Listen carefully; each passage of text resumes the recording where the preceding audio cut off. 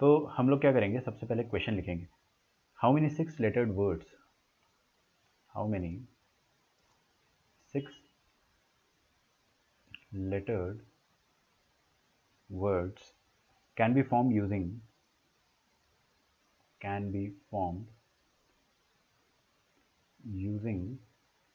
letters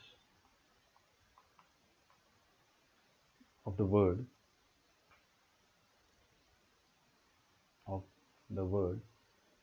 genius. Okay, such that, अभी देखिए इसमें कंस्ट्रेंट है ना, तो इसका आप खास ख्याल रखिएगा। सच दैट, पहला कंस्ट्रेंट क्या है कि पहला कंस्ट्रेंट है नो वर्ड स्टार्ट्स विद जी,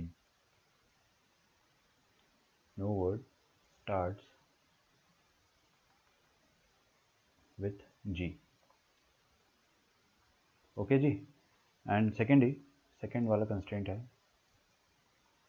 कि no word such that the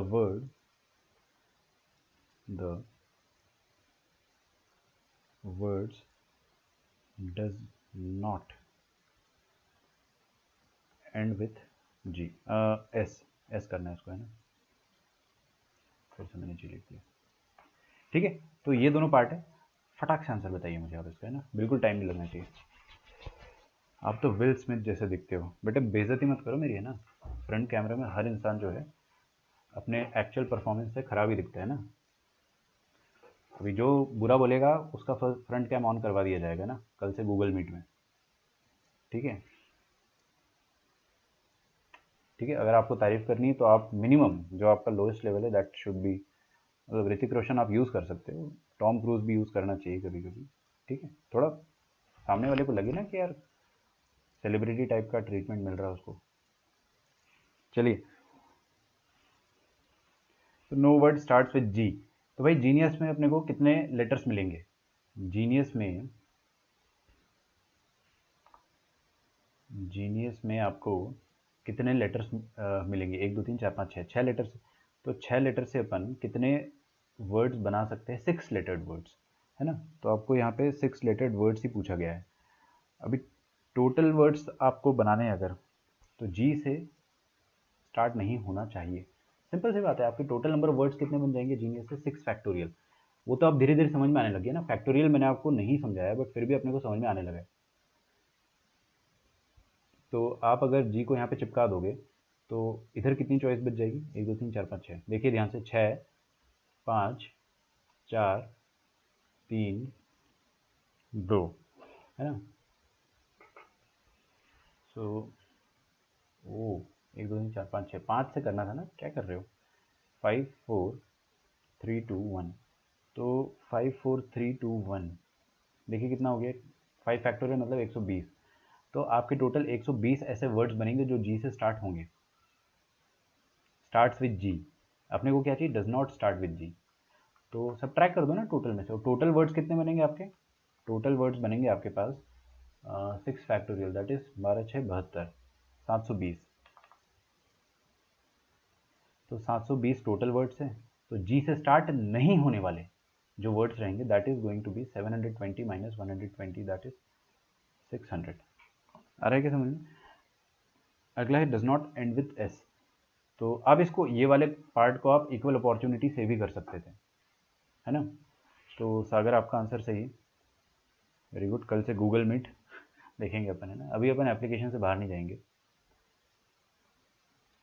the word does not end with S, तो 1 2 3 4 5 6, लास्ट में एस नहीं आना चाहिए, तो आप क्या करो? एस को चिपका दो, एस को चिपका के कैलकुलेट कर लो भाई कितने वर्ड आएंगे। तो देखिए ना यहाँ पे 5 4 3 2 1, आया क्या समझ में? तो एस से एंड करने वाले वर्ड्स कितने बनेंगे? 120 वर्ड्स, जो कि एस से एंड होंगे, बट अपने को एस से एंड होने वाले वर्ड्स नहीं चाहिए। तो आप क्या करिए, सीधे, अब ऊपर मैं दोबारा नहीं लिखता हूँ, does not end with S, this is going to be 720 minus 120। बोलो चमका क्या? तो 600 वर्ड्स ऐसे होंगे जो कि जी से स्टार्ट नहीं होंगे, और 600 वर्ड ऐसे होंगे जो एस से एंड नहीं होंगे। समझ में आ रहा है? अच्छा, द बाप ऑफ बोथ द पार्ट्स, दोनों पार्ट का बाप, आप समझते हैं ना आप? तो देखते हैं क्या है। Each word neither starts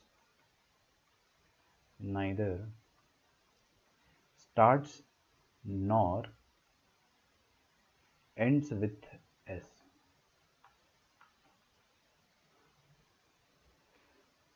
neither starts with G कर दो, है ना, neither starts with G and ends with S. मैं ढंग से लिख देता हूँ, शांति रखें।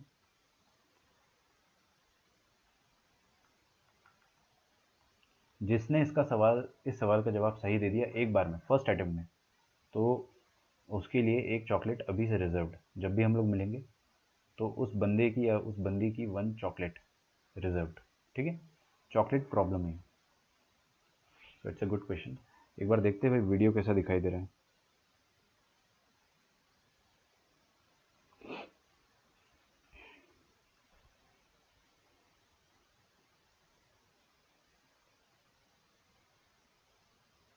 फ्रेम्स अटक तो रहे वैसे, जैसा मैंने आपको बताया था।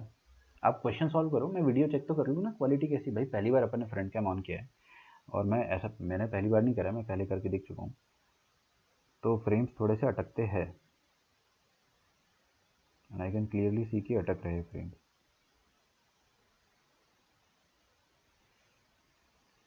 ठीक है,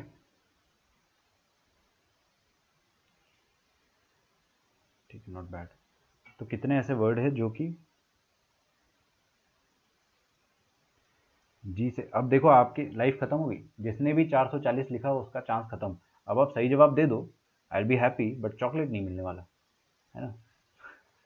तो देखते हैं।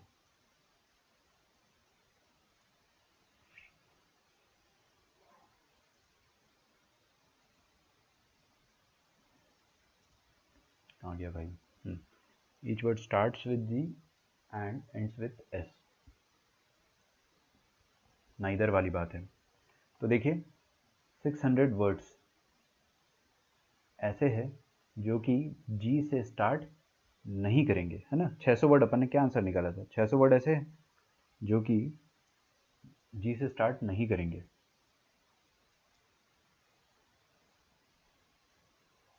तो आपको देखो डायरेक्टली मैं बता देता हूँ ना, ये क्वेश्चन अच्छा है, ये क्वेश्चन अच्छा है। आप देखिए 120 ऐसे वर्ड है जो कि स्टार्ट्स विथ जी, और 120 ऐसे वर्ड है जो कि एंड करते हैं एस से, एंड्स विथ एस। नहीं आया? चमका? तो कितने ऐसे वर्ड है जो कि जी से स्टार्ट करेंगे और एस से एंड करेंगे? अपने को उनके अलावा सारे वर्ड से नहीं समझ में आ रहा आपको? सुन नहीं रहे हो? हाँ हाँ हाँ, फिर से सुनो, ध्यान से सुनो। कितने ऐसे वर्ड है जो कि जी से स्टार्ट होंगे और एस से एंड भी होंगे? कितने ऐसे वर्ड है? मान लो वो अपना कुछ नंबर आता है, वो अपने को वर्ड्स नहीं चाहिए ना ना ना, आपको नाइदर बोला है, यहाँ पे देखो ना, नाइदर बोला है। तो आप क्या करो कि कैलकुलेट कर लो, टोटल में से घटा देना। अब जो सबसे कॉमन गरीब आदमी जो सबसे पहले मिस्टेक करता है वो क्या होता है? गरीब आदमी की सबसे पहली मिस्टेक होती है कि वो टोटल में से जी से स्टार्ट होने वाले वर्ड्स, जी से एंड होने वाले वर्ड्स 120 सब ट्रैक कर देगा और उसका आंसर आ जाएगा। समझ में आ रहा है? तो कितने गरीब जनता है इस क्लास में? 240। कितनी गरीब जनता है इस क्लास में बताइए? मेरे ख्याल से ज़्यादा है गरीब जनता। तो 700 माइनस 200 कितना हो गया? 500, 520, 480। राइट है क्या? 480 अगर आपने जवाब दिया है तो आप लोग जो है रेस से बाहर हो चुके हो, आपका आंसर गलत है, क्योंकि आप क्रिटिकलिटी नहीं समझ पाए ना उस बात की। अब मेरी बात ध्यान से सुनना आप लोग, है ना। ये ऐसा क्वेश्चन है जिसको हमें सेट डायग्राम से करना पड़ता है, वेन इन डायग्राम से करना पड़ता है। वेन डायग्राम आपको समझ में आता है? सिस्टम थोड़ा हैंग हो गया है ना, तो थोड़ा सा स्लो प्रोसेसिंग में चलेगा, बट हम क्या है कि हार नहीं मानने वाले। देखिए, तो वेन इन डायग्राम के बारे में अपन कुछ थोड़ी सी जानकारी रखते हैं। वेन डायग्राम ऐसा दिखता है, और वेन डायग्राम में हम लोग क्या करेंगे? देखिए आपको क्या बोला है कि 120 वर्ड स्टार्ट कर रहे हैं जी से और एंड कर रहे हैं। वेन डायग्राम में आपको इतना पता है कि 720 हो जाएगा आपका यूनिवर्सल सेट, और यहाँ पे आप सेट नंबर 1 बोल दो, ये सेट नंबर 2 बोल दो। सेट नंबर 1 में वो वाले वर्ड्स है जो जी से स्टार्ट होते हैं, सेट नंबर 2 में वो वाले वर्ड है जो एस से खत्म होते हैं। ठीक है, ये जी से स्टार्ट होने वाले वर्ड्स है और ये एस से खत्म होने वाले वर्ड्स है, और ये आप लोग जो मिस कर गए हो ना वो है इंटरसेक्शन। ये इंटरसेक्शन है किसका? ऐसे वर्ड्स जो कि जी से स्टार्ट भी होते हो और एस से खत्म भी होते हो एक साथ। अरे आपने क्या करा ना, जी से स्टार्ट होने वाले सारे वर्ड्स जो है और एस से होने वाले सारे वर्ड्स जो है उनको सब्ट्रैक्ट कर दिया टोटल में से, उनको टोटल में सब्ट्रैक्ट कर दिया, लेकिन ये इंटरसेक्शन का आपने ध्यान नहीं रखा। ऐसे वर्ड्स भी तो होंगे जो जी से भी स्टार्ट हो रहे और at the same time S से भी खत्म हो रहे हैं। तो आप देखिए इस सेट में 120 एलिमेंट है, इस सेट में 120 एलिमेंट है, समझ में आ रहा है? तो ऐसे कितने वर्ड्स हैं जो जी से स्टार्ट हो रहे हैं और एस से खत्म हो रहे हैं, तो जी इंटरसेक्शन एस में नंबर ऑफ एलिमेंट्स कितने आएंगे अपने को बस वो निकाल लेना है। अगर मैंने वो निकाल लिया, तो मेरे को क्या मिल जाएगा? The words which starts with G, ends with S, और बोथ का मतलब समझ रहे हो? जी से भी स्टार्ट करते हैं, एस से भी खत्म करते हैं साथ में। तो नंबर ऑफ वर्ड्स लिखिए, number of words which starts with G. Excellent. तो अद्वैत आपकी एक चॉकलेट फिक्स हो गई ना, अच्छी चॉकलेट दूंगा, don't worry. Starts with G, ends with S. तो यार ये तो चिपका दो मेथड से कर देंगे ना अपन, चिपका दो मेथड से अपन आराम से कर देंगे। कैसे भाई? जी से स्टार्ट करना है तो जी को आप फर्स्ट पोजीशन पे चिपका दो, एस से एंड करना है, एस को लास्ट पोजीशन पे चिपका दो। बचे कितने अपने पास? 4 है ना, तो ये हो गया 4 3 2 1।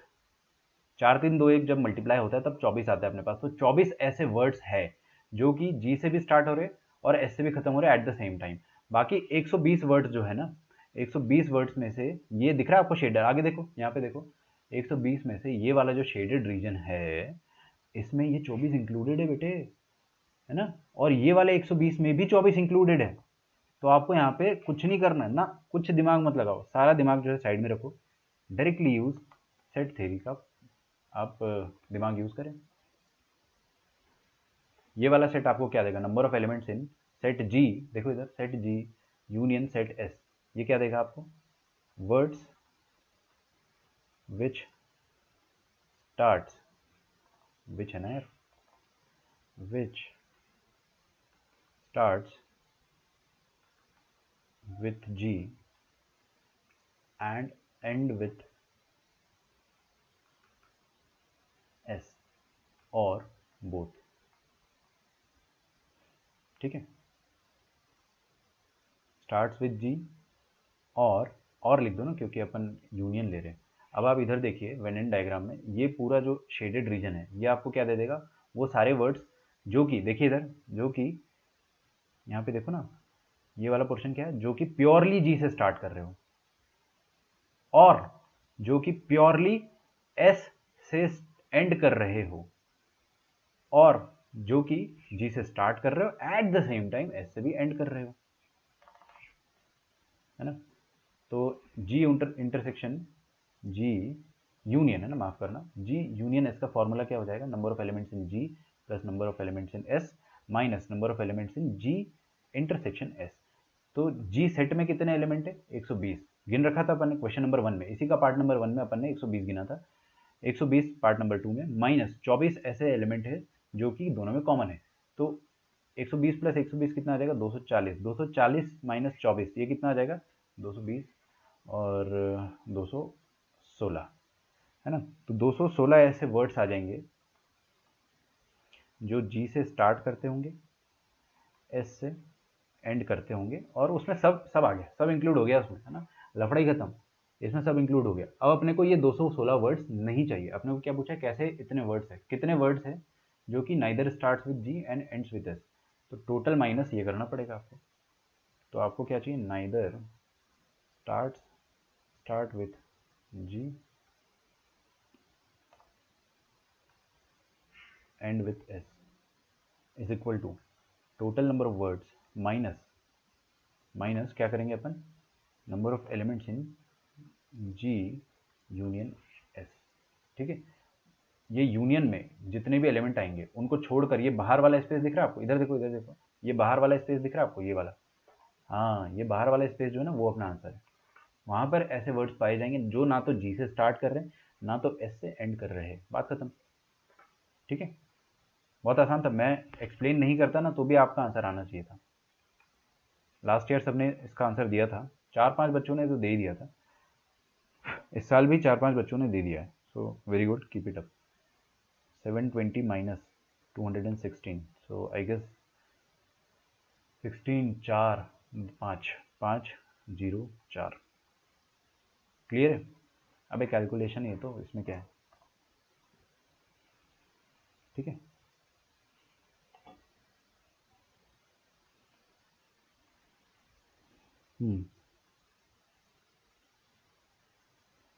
अब क्या करें अपन, नंबर ऑफ वर्ड्स विच, बस यही एक दो सवाल थे आपके, इसके बाद आप लोग क्या कर सकते हैं, we will come back to or we will directly start the significance of title of the chapter, title of the chapter। अब भाई चैप्टर का नाम क्या है, जोर जोर से बोलो एक बार। परमुटेशन एंड कॉम्बिनेशन, है ना? क्या मतलब है परमुटेशन का? कभी पूछा आपने मुझसे कि सर परमुटेशन क्या होता है और कॉम्बिनेशन क्या होता है, हाउ आर दे सेम और डिफरेंट और व्हाटएवर, क्या क्या मतलब है इसका? सोचो सोचो।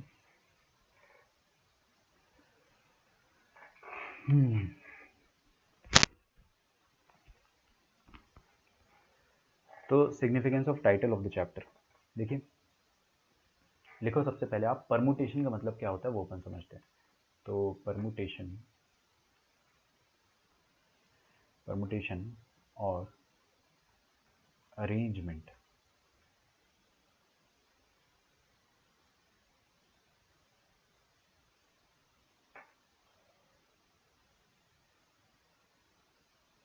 परमुटेशन और अरेंजमेंट। शांति रखे बिल्कुल। देखिए ऋचा आपका आंसर सही था, प्रणव आपका आंसर सही था, गुड। तेजस आपका आंसर सही था, निखिल आपका भी सही था, अद्वैत आपका सबसे पहले आया था विच वॉज करेक्ट, है ना? ऋचा आप थोड़ा सा धोखा खा गए थे, 696 आंसर आपने क्या कर दिया, मैं समझ गया हूँ, मैं सब समझ गया। आपने क्या किया, 720 में से 24 घटा दिया, थोड़ा हड़बड़ी में हो जाता है वो, ठीक है, मैं आपकी गलती भी बताते जाऊँगा। एंड भक्ति एंड लावण्या एंड प्रणव, आपने स्टार्टिंग में जो मिस्टेक करी वो तो खैर बहुत नेचुरल मिस्टेक है ना, आप उसके लिए दुखी मत होना, वो हर बच्चा करता है, सीखना ज़रूरी है। तो परमुटेशन का मतलब क्या होता है, अरेंजमेंट, है ना? मैं आपको इस हिंदी में समझाऊंगा, तो इसको हम कहेंगे नाचना। लिख मत लेना, ऐसे ही मैं आपको फील कराने के लिए दिखा रहा हूँ कि मान लो अपन ने 10 में से 3 लड़कों को चूज़ करा, उसके कुछ तरीके आएंगे। अब उन 3 लड़कों को चूज़ करना है या चूज़ करके अरेंज भी करना है, दैट इज़ द क्वेश्चन, है ना? वो हर सवाल में आपको एक्सप्लेन करके दिया जाएगा कि आपको सिर्फ आइटम्स को, आइटम्स मतलब लोग, एलिमेंट्स, एंटिटीज, है ना? आपका दिमाग जो है सिर्फ एक चीज सोचे कि अगर अपन 10 में से 3 लोगों को चूज करेंगे तो आपको सिर्फ चूज करने को बोला है तो उसको अपन कहेंगे कॉम्बिनेशन, और चूज करके अरेंज करने को बोला है कि 1 2 3 या 2 3 1 या 3 1 2 whatever, those are arrangements, ठीक है? तो ये अरेंजमेंट को मैं हिंदी में नाचना कहूँगा, समझ में आ रहा है ना? इसको अपन नाचना कहेंगे, वो थोड़ा सा क्लैरिटी आपको मिल जाएगी। तो परमुटेशन मतलब अरेंजमेंट होता है, बात खत्म हो गई, है ना? तो लिखते हैं अपन इसकी परिभाषा, लिखते हैं परमुटेशन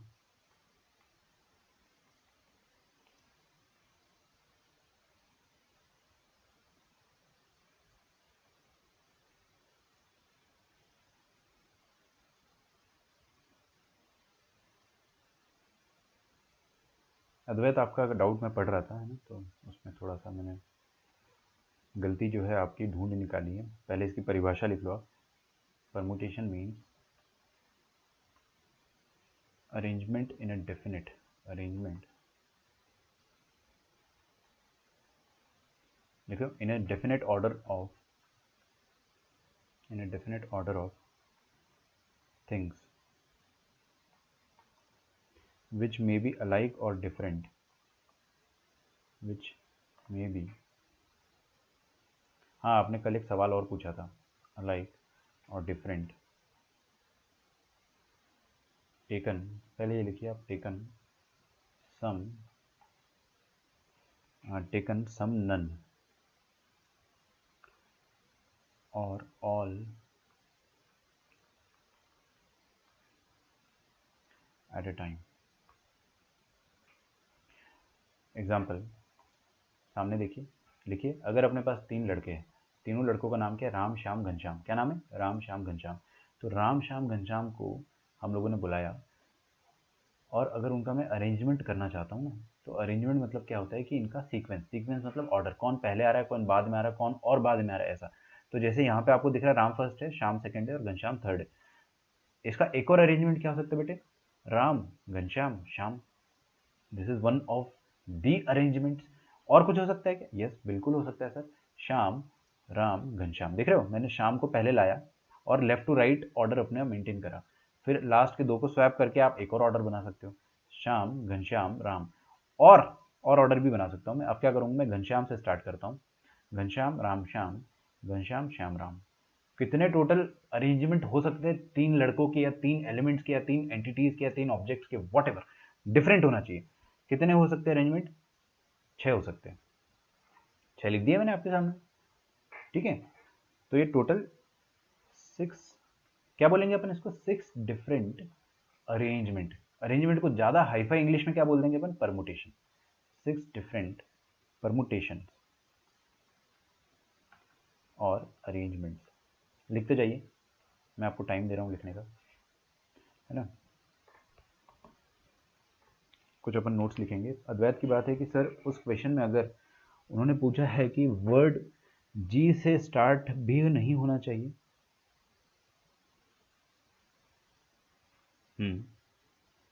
एस से एंड भी नहीं होना चाहिए, मतलब खाली जीनियस जैसे शब्द आने चाहिए, जेंसुई, जेंसीयू चलेगा, अंग्रेजी कैसे, अबे अंग्रेजी सुनो, आपको इंग्लिश से कोई, अरे वर्ड्स मीनिंगफुल बन रहे हैं या नहीं बन रहे हैं, उससे हमें कोई मतलब नहीं है, ठीक है। जीनियस बन रहा है या फिर जेंसीयू बन रहा है, या जेंसुई बन रहा है, या कुछ भी बन रहा है, कोई मतलब नहीं। कितने वर्ड्स ऐसे बनेंगे, इधर मीनिंगफुल और मीनिंगलेस, बट बनना चाहिए, कितने बनेंगे वो आपसे पूछा गया है। तो इंग्लिश कैसे फॉर्म होगी, आप ये पूछना चाह रहे हो अगर, तो इसका जवाब ये है कि मैंने आपको बता दिया कि मीनिंगफुल मीनिंगलेस से हमें कोई मतलब नहीं। अगर आप मुझसे ये पूछ रहे हो कि इस क्वेश्चन को हम इंग्लिश में कैसे लिखेंगे, तो इंग्लिश में तो मैं लिख के बता चुका हूँ, वो भी आपका सवाल नहीं होगा ऑब्वियसली, बट अगर आपका कुछ और सवाल है तो मुझे आप बताइएगा। मेरे ख्याल से आपका सवाल जो है उसमें हमको ज़्यादा फोकस नहीं करना, क्योंकि इंग्लिश फॉर्म हो या ना हो उससे हमें फ़र्क नहीं पड़ता है। लेकिन अब देखिए, एक सवाल आता है मन में कि चीज़ें अलाइक हो या डिफरेंट हो, वो कैसे पता करेंगे। आप मुझे बताइए, मेरे सामने अगर 5 एप्पल्स रखे हुए, 5 एप्पल समझते हो ना, 5 एप्पल रखे हुए हैं, तो अपन उन पाँचों एप्पल को अलाइक बोलेंगे या डिफरेंट बोलेंगे, बताइए। पाँचों एप्पल्स को अपन अलाइक बोलेंगे या डिफरेंट बोलेंगे, सोचो सोचो सोचो। और एक और एग्जांपल देता हूँ, मान लो अपने पास 5 रेड कलर की बॉल्स रखी हो, सब की सब बॉल रेड कलर की है, एक ही कंपनी की है ना। मान लो सारी बॉल्स जो है वो स्टम्पर कंपनी की, स्टम्पर कंपनी पहले हुआ करती थी, अभी पता नहीं होती कि नहीं होती, स्टम्पर कंपनी की सारी बॉल है, सबका कलर रेड है। तो ये वाले केस में जो ऑब्जेक्ट्स है वो अलाइक है या डिफरेंट है, आपको क्वेश्चन वाला कई बार नहीं बताएगा, सच में नहीं बताएगा, तो हम कैसे डिसाइड करेंगे वो मैं बताने चाह रहा हूँ। तो सबसे पहले आप लिखिए ऑल, नहीं, all God made things are to be considered, are to be treated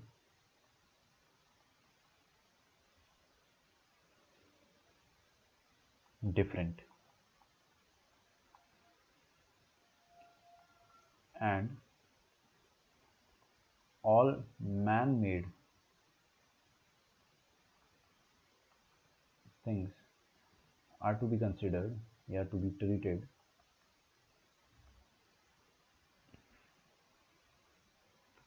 are to be spelled, ऐसा लिख दें, are to be spelled whether alike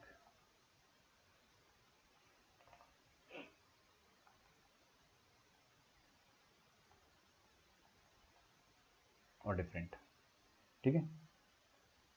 अब इसको हिंदी में समझा देता हूँ। देखो भगवान की बनाई हुई वस्तु उसको अपन क्या मानेंगे, अलग। भगवान ने सबको अलग अलग बनाया, सबको अलग अलग तरीके से फॉर्म किया भाई। ऑब्वियस सी बात है ना, किसी को 6 फीट लंबा बनाया, किसी को 5 फीट लंबा बनाया, किसी को 5.5 फीट लंबा बनाया, किसी को पतला बनाया, किसी को मोटा बनाया। मतलब देखा जाए, अगर आप एथिस्ट नहीं हो तो हम लोग इस पॉइंट को समझ सकते हैं कि all God made things are to be treated different. लेकिन अगर मैन मेड चीज़ों की बात करी जाती है तो हम लोगों को क्वेश्चन में बताना पड़ेगा कि वो अलाइक है या डिफरेंट है। समझ में आ रहा है? अगर आपके सामने बोल दिया कि 5 रेड कलर की बॉल है तो आपको बोल के बताना पड़ेगा कि भाई रेड कलर की बॉल भगवान ने तो बनाई नहीं है, तो तुमने बनाई है, तो तुम बताओ अलाइक है या डिफरेंट है। समझ में आ रहा है?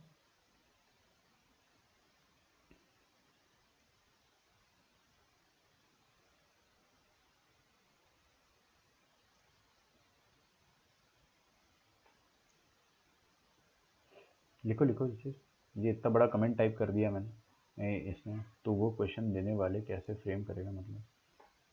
पर उससे जेएनसीयू चल रहा है। नहीं चल रहा जेएनसीयू? अबे कैसी बात कर रहे हो अद्वैत? अच्छा अच्छा अच्छा अच्छा, मैं समझ गया।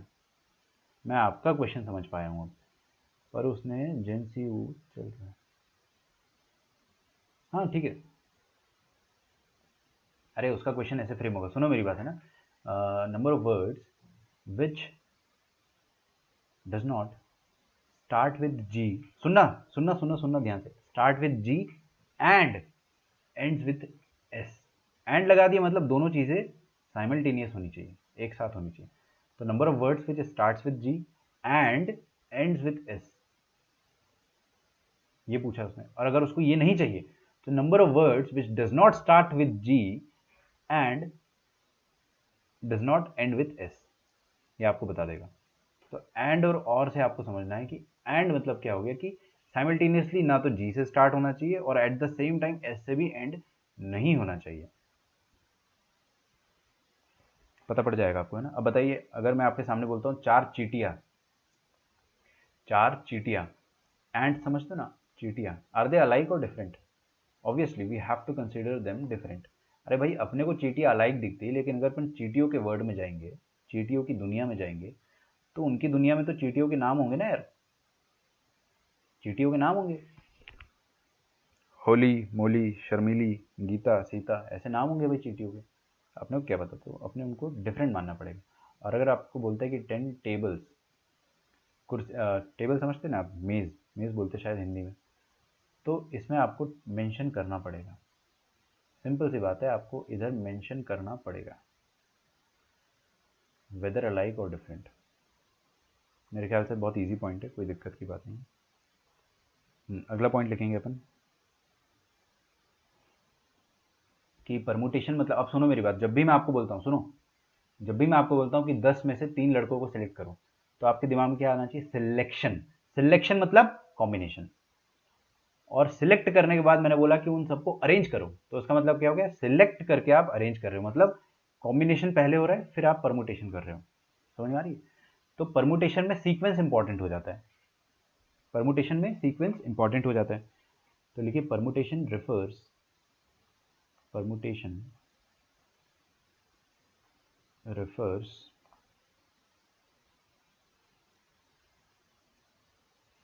ऑप्शन से बिल्कुल क्लियर हो जाएगा ना, बिल्कुल क्लियर हो जाएगा।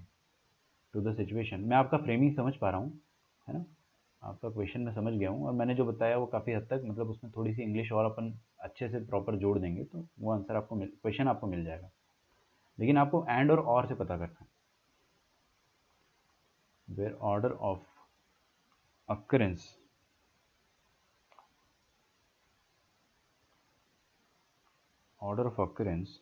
Of events is important.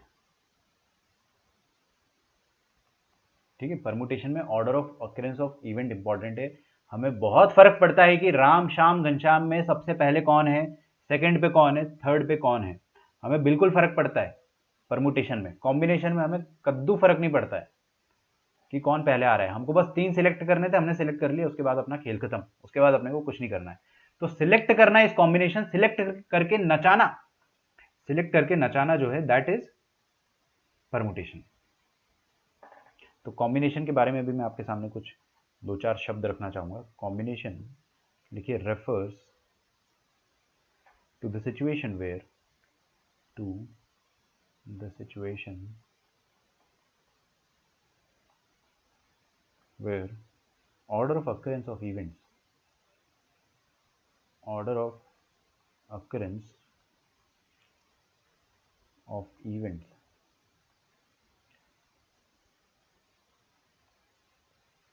is जो भी बच्चा ध्यान नहीं दे रहा है उसके लिए फिल इन द ब्लैंक्स है। बताइए कॉम्बिनेशन मतलब खोपड़ी में घुसा लो। कॉम्बिनेशन मतलब सिलेक्शन, सिलेक्ट करने के लिए ऑर्डर की जरूरत नहीं पड़ती है। तो combination refers to the situation where order of occurrence of events is not important. Order से हमें फर्क नहीं पड़ता है, आपको बस 3 उठाने, तो आपने 3 उठा लिया, आपका काम हो गया, आप घर चले जाओ। तो यहां पे अपन लिखेंगे नॉट इंपॉर्टेंट।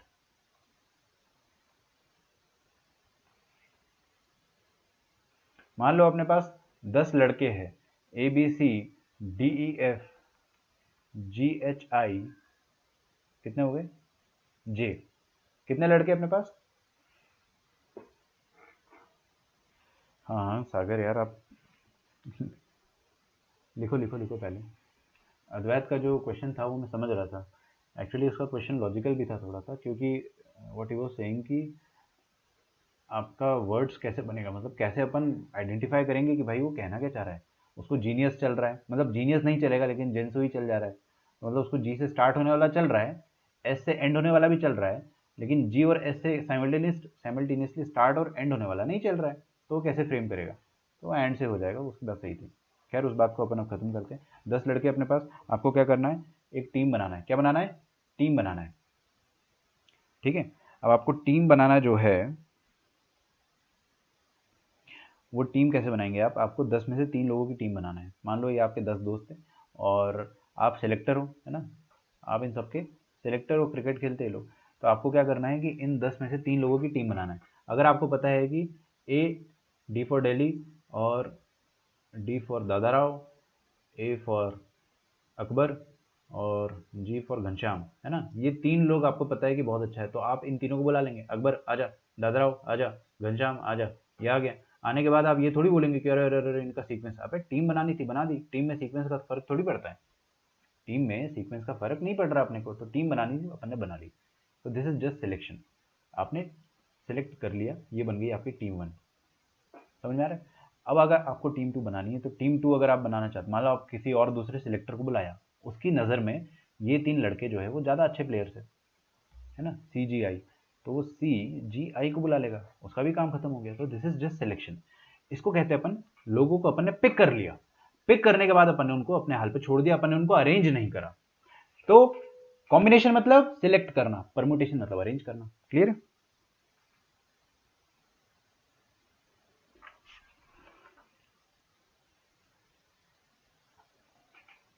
समझ में आ रहा है ना?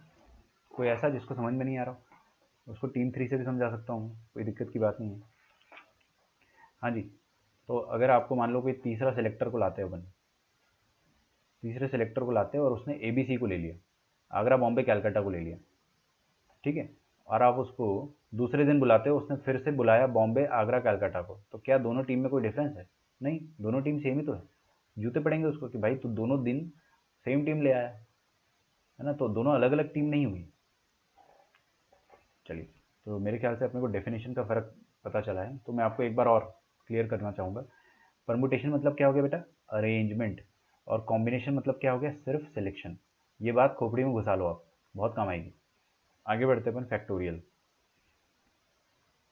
देखिए फैक्टोरियल बहुत इंपॉर्टेंट चीज़ है।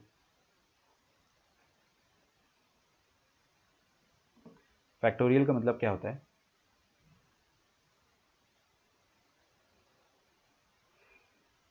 एन फैक्टोरियल का मतलब होता है product of first N natural numbers. तो फर्स्ट एन नेचुरल नंबर कौन कौन से हो जाएंगे? नेचुरल मतलब 1 से चालू होने वाले सारे इंटीजर, तो 1 2 3 4 5 6 7 8 9 से लेकर एन तक, ये हो गया आपका एन फैक्टोरियल। तो product of first N natural numbers,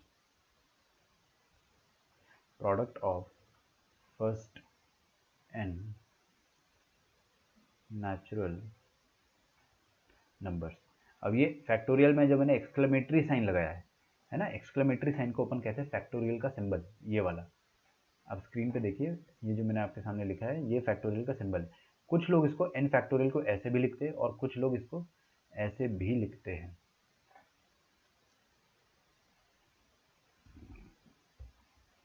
नहीं नहीं नहीं, अद्वैत का क्वेश्चन कुछ और था बेटे। उसने बोला कि पहले में जी और लास्ट में एस नहीं होना चाहिए एक साथ। एक साथ मतलब उसका कहने का मतलब है कि इधर जी और इधर एस हो गया तो आप आउट हो गए गेम से। मतलब दोनों चीज़ें एक साथ नहीं होनी चाहिए। अगर सिर्फ जी है चल जाएगा, कोई दिक्कत नहीं।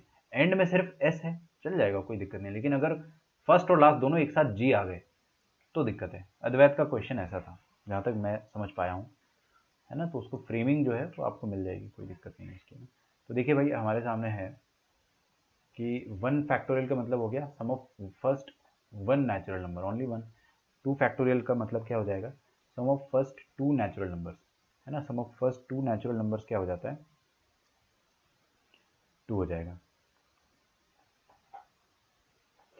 थ्री फैक्टोरियल का मतलब क्या हो जाएगा, sum of first three natural number. देखो मैं यहाँ पे लिख देता हूँ, sum of first two natural numbers that is two, sum of first three natural numbers ये हो जाएगा one two three, sum of first four natural numbers ये हो जाएगा one into into three into four that is going to be 24। Sum of first five natural number जो कि हो जाएगा one two three four five, है ना, this is 120। Sum of first six natural numbers one into two into three into four into five into six, ये कितना हो जाएगा 720। ठीक है। Sum of first seven natural numbers ये हो जाएगा one into two into three into four into five into six into seven, ये होता है 5040। Just 10 short of a very beautiful number 555050। ठीक है। तो ये जो एक्सक्लेमेटरी का मतलब होता है, इसका मतलब क्या होता है, अगर कोई भी नंबर के सामने, कोई भी नंबर के सामने अगर मैंने एक्सक्लेमेटरी साइन लगा दिया तो इसका मतलब क्या हो जाएगा कि ये वाली चीज़ का मतलब हो गया कि ये फैक्टोरियल है। और फैक्टोरियल का मतलब हो गया कि सम ऑफ फर्स्ट फाइव, किसका फैक्टोरियल है, फाइव का। तो पहले पांच नेचुरल नंबर का प्रोडक्ट है ना, which is going to be 120। अगर मैं बोलता हूँ कि 10 फैक्टोरियल, तो 10 फैक्टोरियल क्या हो जाएगा, वन टू थ्री से लेकर 10 तक का प्रोडक्ट। बात समझ में आ गई ना आपको। फैक्टोरियल का symbol notation is not that difficult, ये तो आसान है। इनकी वैल्यूज़ याद रखना भी आसान है, क्योंकि आपको ये सारी वैल्यूज 7 फैक्टोरियल तक याद होनी चाहिए। 7 फैक्टोरियल के बाद 8 फैक्टोरियल तक आप याद मत रखो, है ना, वो औकात से बाहर निकल जाता है, मत याद रखो। लेकिन ये 50-40 50-40 तक आप याद रखिए, ये ज़रूर आपको बहुत काम आएगा। ठीक है। अच्छा, आगे देखते जाइए। आपकी नज़रें एकदम सामने होनी चाहिए स्क्रीन पे। क्या आप ऐसा बोल सकते हो कि हेंस, मुर्गी वाला हेंस नहीं है, hence N factorial, N factorial को क्या आप ऐसा लिख सकते हो, वन, देखो इधर आगे देखो, टू थ्री फोर फाइव से लेकर लास्ट में नंबर क्या आएगा, एन, और एन के जस्ट पहले क्या आया होगा, एन माइनस वन। अरे भाई, क्योंकि यार एक एक नंबर से डिफरेंस हो रहा है, तो लास्ट में एन आया होगा और उसके जस्ट पहले क्या आया होगा, एन माइनस वन। अच्छा, किसी सज्जन पुरुष ने ऑब्जर्वेशन लिया और उसने ये जाना कि वन से लेकर अगर मैं सिर्फ लास्ट सेकेंड नंबर तक जाऊंगा तो ये येलो बॉक्स के अंदर क्या दिखाई दे रहा है मुझे, येलो बॉक्स के अंदर जो दिखाई दे रहा है वो है product of first N minus one natural number. अच्छा, एक बात बताओ, पहले तीन नंबर का प्रोडक्ट क्या होता है, तीन फैक्टोरियल। पहले चार नंबर का प्रोडक्ट क्या होता है, चार फैक्टोरियल। पहले पांच नंबर का प्रोडक्ट क्या होता है, पांच फैक्टोरियल। पहले 10 नंबर का प्रोडक्ट 10 फैक्टोरियल। तो पहले n माइनस वन नंबर का प्रोडक्ट कितना हो जाएगा, n माइनस वन का फैक्टोरियल। और ये लास्ट में n जो है उसको रहने दो। तो यहाँ से एक बहुत ही हसीन सा ऑब्जर्वेशन निकल के आया कि किसी भी नंबर का फैक्टोरियल, देखो किसी भी नंबर का फैक्टोरियल जो होता है वो n माइनस वन, मतलब उस नंबर से एक कम नंबर का factorial into the number itself. ठीक है, इनटू द नंबर इटसेल्फ। अच्छा, इस चीज को अपन और एक्सटेंड कर सकते हैं और आगे बढ़ा सकते हैं। आ रहा है समझ में? देखो कैसे बढ़ाएंगे। यहाँ देखो, अगर आपको समझ में आता है तो बताना मुझे। ये n फैक्टोरियल जो है ना, यहाँ देखो n फैक्टोरियल जो है, मैंने क्या बताया आपको कि ये इधर देखिए आप, n फैक्टोरियल को मैंने क्या लिख दिया, n फैक्टोरियल को लिख दिया मैंने एक कम, n से एक कम का factorial into n। n factorial को क्या लिखा मैंने, n से एक कम फैक्टोरियल, देखो n से एक कम दिख रहा है आपको, n से एक कम फैक्टोरियल इंटू n इटसेल्फ। अच्छा ये जो येलो में n माइनस वन फैक्टोरियल लिखा है, क्या मैं इसको ऐसा लिख सकता हूँ n माइनस वन से एक कम, तो n माइनस वन से एक कम क्या होगा, n minus one minus one, एक कम का factorial into n minus one itself, एक कम का factorial into n minus one itself, और ये n तो है पहले से यहाँ पे था, तो मेरे को यार ये n माइनस वन जो है वो मतलब n माइनस टू लिखा हुआ है, तो आप ये बोल सकते हो कि n फैक्टोरियल क्या होता है, वो होता है n माइनस टू का factorial into n minus one into n। आप ये फॉर्मूले को एक्सटेंड किए जा सकते हो, और है ना, आप एक और तरीके से इसको लिख सकते हो। अपन ने इसको यहाँ तक एक्सटेंड करा, आप चाहो तो एक और चीज़ लिख सकते हो कि n माइनस टू का फैक्टोरियल, देखिए किसी भी नंबर का फैक्टोरियल क्या होता है, एक कम नंबर, तो n माइनस टू से एक कम क्या हो गया, n माइनस थ्री, उसका factorial into n minus two itself, n minus two itself. ये जो मैंने अंडरलाइन करा उसका आंसर है, अभी जो अंडरलाइन नहीं करा वो तो पहले से लिखा रहेगा ना, n minus one into n। आ रहा है क्या समझ में? तो ये फॉर्मूला अपन एक्सटेंड किए जा सकते हैं, कोई दिक्कत नहीं है, इसको करते चले जाओ आप। लेकिन जो मैंने आपके सामने सबसे पहले लिखा है this one, this is important, तो आप इसको बॉक्स में डालें, ये ज़्यादा इंपॉर्टेंट है, इसको आप थोड़ा केज भी कर दो, ये काफ़ी इंपॉर्टेंट है। अब हमको एक चीज़ समझ में आनी चाहिए कि स्पेशल केस, है ना, स्पेशल केस, स्पेशल केस क्या होता है कि जीरो का फैक्टोरियल जो होगा वो वन के बराबर होता है ना। यहाँ पर आधी से ज़्यादा जनता जो है वो चौंक जाती है कि भाई जीरो से वन का फैक्टोरियल जो है, जीरो फैक्टोरियल का जो है वैल्यू वो वन के बराबर कैसे आ गया। उसका सिंपली प्रूफ आप यहाँ से ले सकते हो, है ना, आपको ये पता है, इसका प्रूफ मैं दे देता हूँ ना। और सुनो मेरी बात, बहुत ध्यान रखना है इसको, बहुत ज़्यादा ध्यान रखना। आप अगर 4 साल इंजीनियरिंग करते हो और उसके बाद अगर प्लेसमेंट में बैठते हो ना, तो प्लेसमेंट में ये सब क्वेश्चंस जो है वो बहुत पूछते हैं इंसान, क्योंकि ये तो ऐसा है कि जीरो फैक्टोरियल वन होता है, प्रूफ करके बताओ क्या कैसे होता है। तो आपको ये ज़िंदगी भर के लिए याद हो जाना चाहिए, ठीक है। तो आपको ऐसे अपने दिमाग में घुसाना है कि हमेशा याद रहे। तो यहाँ पर अपने सामने लिखा है एन फैक्टोरियल, एन फैक्टोरियल, इसको अपन प्रूफ करना चाहेंगे ना, तो मैं क्या करूँगा, ये वाला फॉर्मूला यूज़ करूँगा,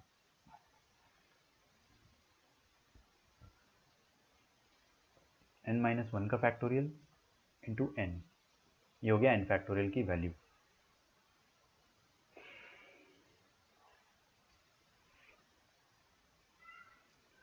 अब इसमें आप क्या करो, put n is equal to one.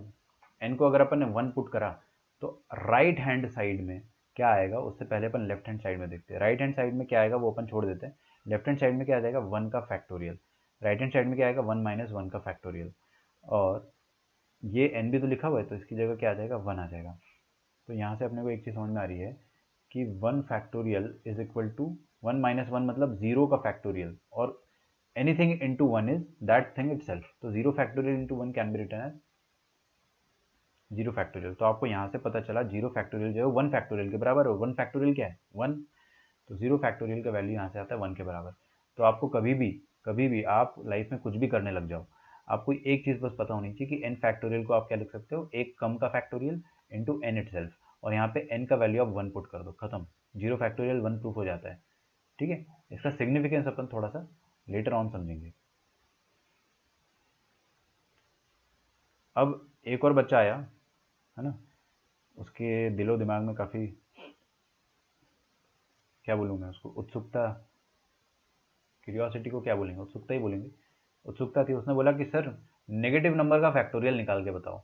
तो मैंने उसको बोला कि नेगेटिव नंबर का फैक्टोरियल एग्जिस्ट ही नहीं करता है ना। तो लिखिए factorials of negative numbers, factorials of negative numbers is not defined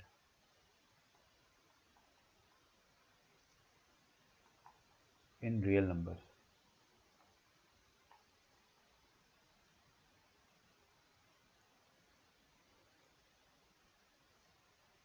zero को पूरी दुनिया से मल्टीप्लाई करोगे तो आंसर जीरो आएगा, यस बिल्कुल सही बात है।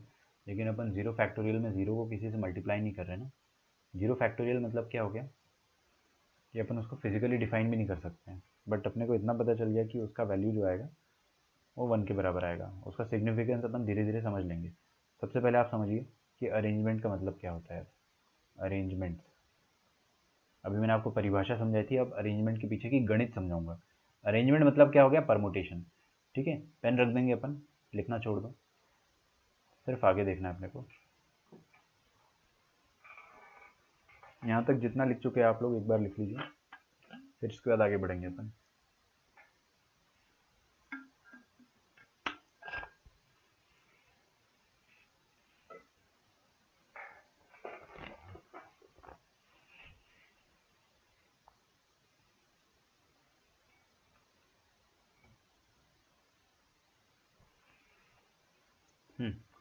देखो, अगर अब मेरे पास 5 हाथी है, क्या है, if I have 5 elephants, 5 elephants, elephants की स्पेलिंग आएगी, रुक जाओ आती मेरे को, तुम यार कमज़ोर समझने लगते हो, थोड़ा चांस तो दो इंसान को। 5 एलिफेंट्स, ठीक है, 5 एलिफेंट्स है अपने पास। अब 5 हाथियों को 5 पोजीशन पर अगर अरेंज करना है, 1 2 3 4 5, 5 हाथियों को 5 पोजीशन पर अरेंज करना है, 5 हाथियों को 5 पोजीशन पर अगर नचाना है तो उसका आंसर होता है सिंपली 5 फैक्टोरियल। खत्म। चैलेंज मत करना, मैं लिख के बता दूंगा। आप मेरे को यार सच में चैलेंज कर देते हो। E1 E2 E3 E4 E5, 5 factorial तरीके से मैं इन 5 हाथियों को 5 जगह पर अरेंज कर सकता हूं। अरेंजमेंट कैसे होंगे लिख के देख लो आप। सबसे पहला होगा E1 E2 E3 E4 E5, ये 5 एलिफेंट हो गए। दूसरा अरेंजमेंट जो होगा इन 5 फैक्टोरियल में से, जो सेकेंड अरेंजमेंट होगा that will be E1 E2 E3 E5 E4। और जो थर्ड होगा वो क्या हो जाएगा, आप समझ गए ना। अब इसको आप एक्सटेंड करते जाओ, 4th 5th 6th ऐसे करके आप इवन से स्टार्ट होने वाले जितने भी अरेंजमेंट होंगे 24। इवन से स्टार्ट होने वाले कितने होंगे, 4 3 2 1, 24 अरेंजमेंट जो हो जाएंगे वो आप सारे के सारे लिख सकते हो। फिर E2 से स्टार्ट होने वाले 24, E3 से स्टार्ट होने वाले 24, E4 से स्टार्ट होने वाले 24 और E5 से स्टार्ट होने वाले 24। 24 इंटू 5 120 आ जाएगा। फील हो गया ना। अरे पूरा अपने को फिजिकल काउंटिंग नहीं करना है, फील करना है। लेकिन कि अगर वो 120 तरीके मेरे दिमाग में विद इन माइक्रो सेकेंड अगर वो मेरे दिमाग में रन करेंगे तो वो 120 तरीके क्या होंगे वो लिखे मैंने यहाँ पे सामने। E1 E2 E3 E4 E5, E1 E2 E3 E5 E4 and so on. E1 से आप सारे लिख दोगे, फिर E2 से 24 और, तो 120 तरीके वो होंगे। तो फील इंपॉर्टेंट है, आपका आंसर तो आ जाएगा, है ना, आपका आंसर आ जाएगा और वायरस का थ्रेट भी आ जाएगा। लेकिन जो मुद्दा है वो आपको समझ में आना चाहिए।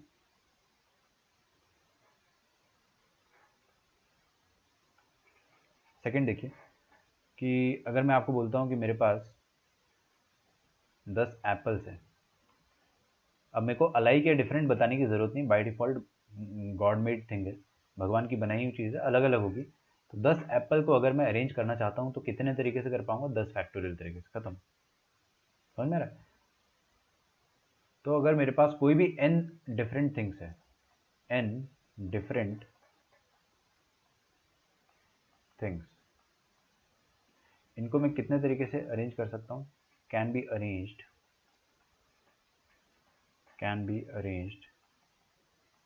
in n different ways, in n factorial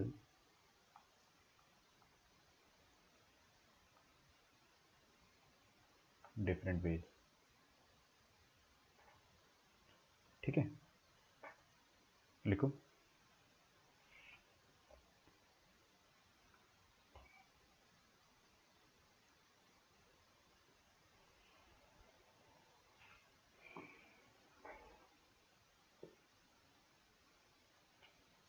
Pranav, आपने जो बात कर दी ना वो मैं उसी चीज़ से डरता हूँ हमेशा कि सर जेई में पीएनसी का वेटेज ज़्यादा है। आप डरने लगे हो, चीज़ भागने लग रहे हो ना। जेई का वेटेज ज़्यादा है कम है, हर हर चैप्टर का वेटेज जो है वो एक एक दो दो क्वेश्चन से ज़्यादा का नहीं है। हर चैप्टर से एक या दो क्वेश्चन आएंगे, तो आप हर चैप्टर में अगर सोचोगे एक ही क्वेश्चन है तो वो गड़बड़ है ना, कोई फ़ायदा नहीं। हर नंबर का इंपॉर्टेंस है। वेटेज ज़्यादा या कम मैं डिफाइन नहीं कर सकता हूँ, लेकिन वेटेज है। मिनिमम 1-2 क्वेश्चन तो आने वाले, 2 भी आ सकते हैं, 1 भी आ सकते हैं। सर क्योंकि 2 की पावर 0।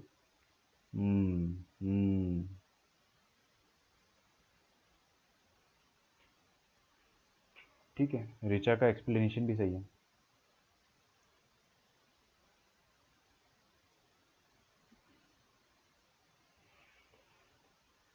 ठीक है भाई, तो आप नोट्स तो मैं दिखा दूंगा आपको, नोट्स में दिखा दूंगा ना, चिंता ना करें आप।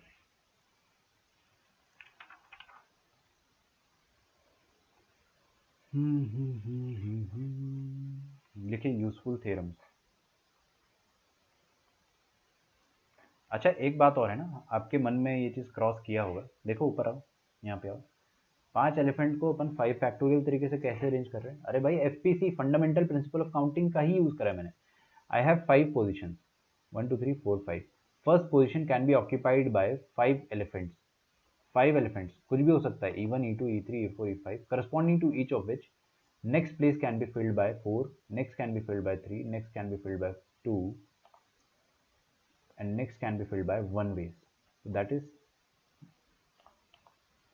5 फैक्टोरियल नंबर ऑफ वेज से अपन इन सारी जगहों को फिल कर सकते हैं। जितनी तरह से फिल कर सकते हो उतने तरीके से आप अरेंज कर सकते हो, है ना। जितने तरीके से आप 5 एलिफेंट की फोटो खींच सकते हो उतने अरेंजमेंट है।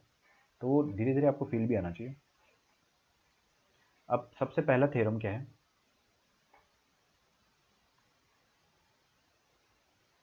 Useful theorem, theorem number 1। डरना नहीं है ना,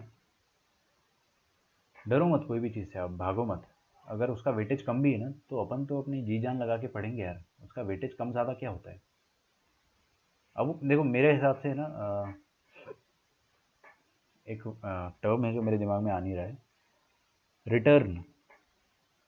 रिटर्न कितना है वो इम्पोर्टेंट, मतलब मान लो कि कोई चैप्टर बहुत बड़ा है, बहुत ज़्यादा बड़ा है, और उससे क्वेश्चन शायद आता भी नहीं है, या एक ही क्वेश्चन आता है ना, और वो क्वेश्चन बहुत डिफिकल्ट आता है, वेरी डिफिकल्ट। और एक क्वेश्चन जो है बहुत छोटा है, उससे सर्टेन क्वेश्चन आएगा and that is going to be easy. तो आई थिंक ये थोड़ा ज़्यादा बेटर डील हुआ है ना। ऐसे आप लोग तैयारी कर सकते हो कि भाई ये इजी वाला तो कर लूँ मैं, एक क्वेश्चन आ रहा है उसको तय कर लेता हूँ। ये वाला तो भाई अगर एक क्वेश्चन आ भी गया तो उसके लिए इतना सारा पढ़ना पड़ेगा, फिर उसके बाद एक वेरी डिफिकल्ट क्वेश्चन आ गया, तो समझ रहे हो वो एंड में काम आता है, सिर्फ मैथ्स में नहीं, हर सब्जेक्ट में काम आएगा वो। तो देखिए अगर मेरे पास थ्योरम नंबर 1 क्या कहता है, थ्योरम नंबर 1 कहता है कि नंबर ऑफ परमुटेशन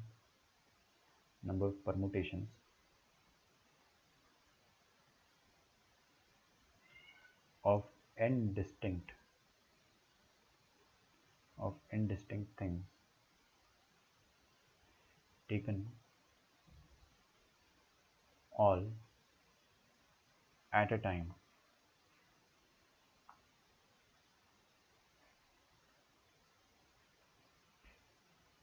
is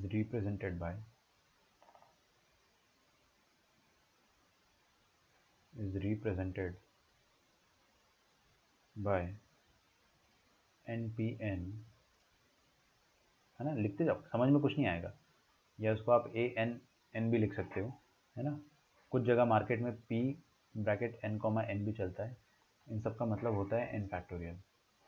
बिल्कुल आप लिखते जाओ, मैं आपको सब कुछ एक्सप्लेन करूंगा। तो थ्योरम नंबर 1 जो कह रहा है उसको अपन अंग्रेजी में लिख लेते, फिर अपन हिंदी में समझ लेंगे।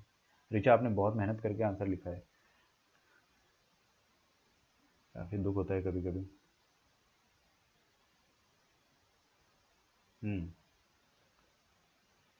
तो देखिए भाई,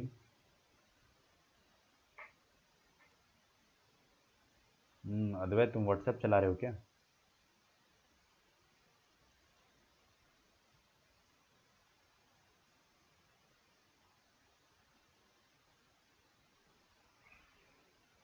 देखिए मेरे पास क्या है, पहले अपन इसको पढ़ते हैं। यहाँ पे लिखा है नंबर ऑफ परमुटेशन। परमुटेशन मतलब क्या आया, खोपड़ी में क्या आया सबसे पहले? परमुटेशन मतलब नाचना, अरेंजमेंट। अरेंजमेंट होता है, ये होता है परमुटेशन। खटाखट आपने सबको अरेंज कर दिया, राम श्याम घनश्याम, घनश्याम श्याम राम, इसको कहते हैं अरेंजमेंट, इसको कहते हैं नाचना। तो number of permutation of N distinct objects या things taken all at a time, मतलब आपने n में से सबको उठा लिया और नचा दिया, सबको उठा दिया और नचा दिया, तो उसके कितने तरीके होंगे? n factorial. वो तो अपन ने देख लिया था भाई, 5 हाथी में से 5 हाथी आपने उठा लिए। अगर आपके पास 5 एलिफेंट है, आपने पांचों की पांचों सिलेक्ट कर लिए, ठीक है, और सबको नचा दिया, तो कितने तरीके से नाच सकते हैं? n फैक्टोरियल तरीके से। लेकिन उसको बोला क्या जाता है? npn। अब ये npn क्या होता है देखेंगे अपन, देखेंगे क्या दिक्कत है। लेकिन अपन इसको fpc से समझते हैं कि अपने पास कितनी टोटल प्लेसेस है? अपने पास टोटल n प्लेसेस है। और अगर मैं फर्स्ट प्लेस पे देखा जाएगा तो फर्स्ट प्लेस पे कितनी चॉइसेस है फिल करने की? n तरीके से मैं फर्स्ट प्लेस को फिल कर सकता हूँ, because I have n distinct things.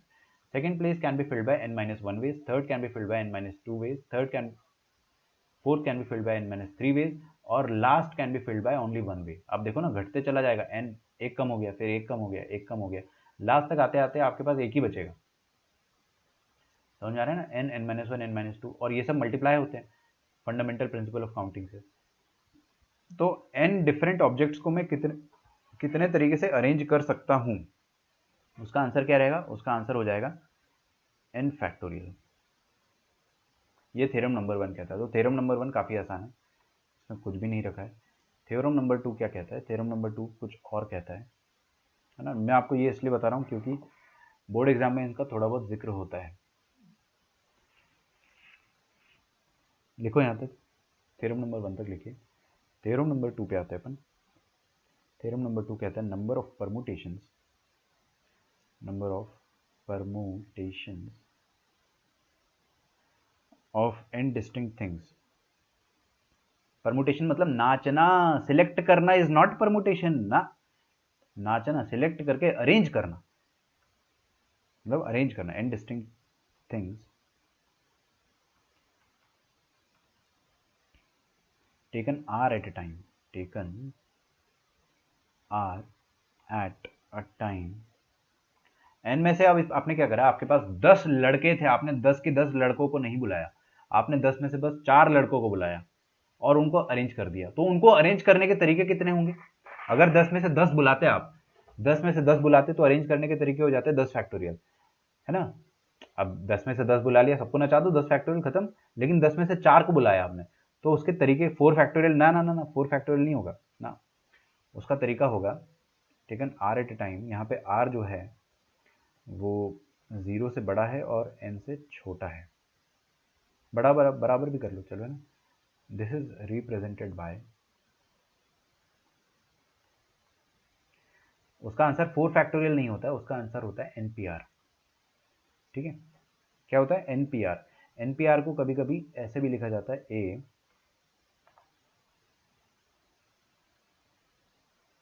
रुक जाओ, ये एक नोटेशन था, एक बार जेई में आ गया था, nr। ठीक है, और वो ऊपर वाला तो सही है, PNR भी लिखते हैं। तो ये तो खैर लिखने का तरीका है NPR को। मार्केट में जो सबसे ज़्यादा फेमस है वो ये है। अब ये होता क्या है नहीं पता, वही तो समझाने जा रहा हूँ मेरे भाई। NPR क्या होता है वो मैं आपको अभी समझाने जा रहा हूँ, तो उसका टेंशन मत लो। अभी लिखवा रहा हूँ मैं आपको कि n factorial upon n minus R का फैक्टोरियल। ठीक है,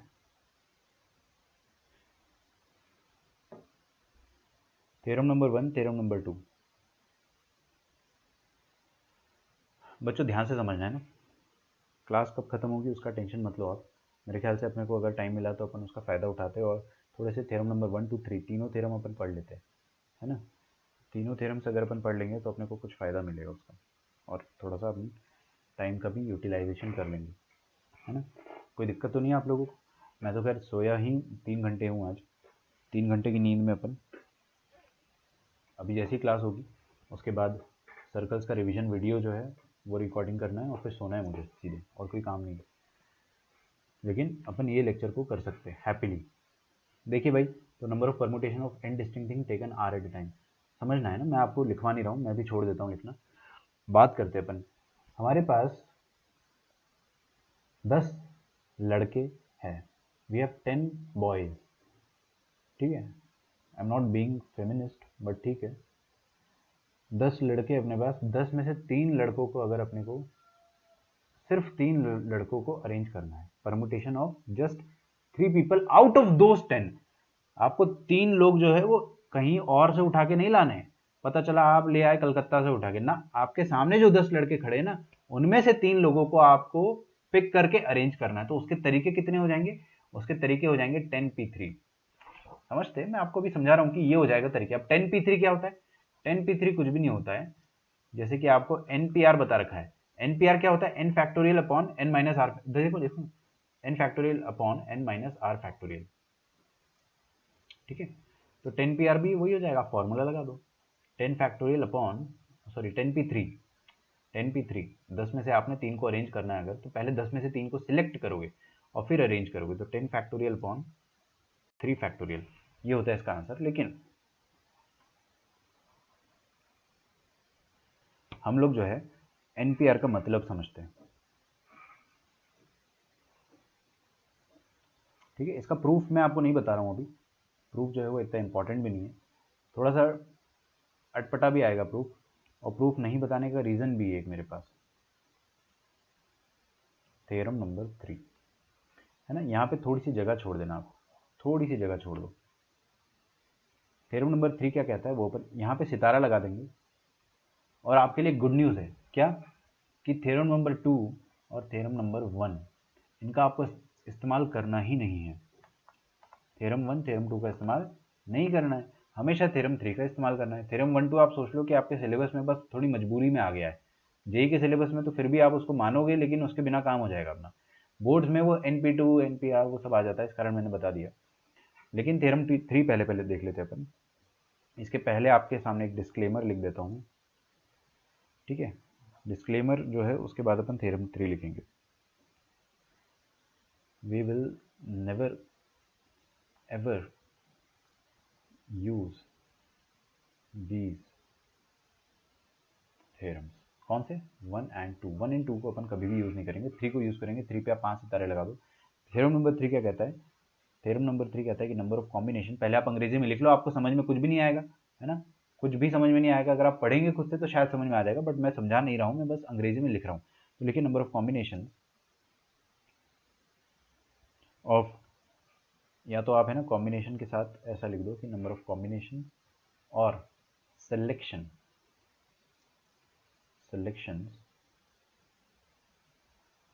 of n things taken are at a time is denoted by NCR, या इसको कभी कभी अपन ऐसे भी लिखते हैं CN, या कभी कभी ऐसा भी लिखते हैं N और R ब्रैकेट के अंदर। ठीक है, अब NCR होता क्या है वो मैं आपको बताता हूँ। NCR होता है, देखो इधर लिखते जाइए, n factorial upon r factorial upon n minus r का फैक्टोरियल।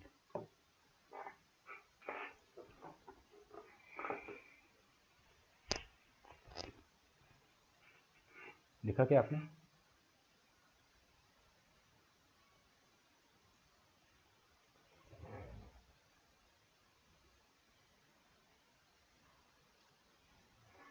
ठीक है, तो NCR होता है n factorial upon r factorial upon n minus r का factorial.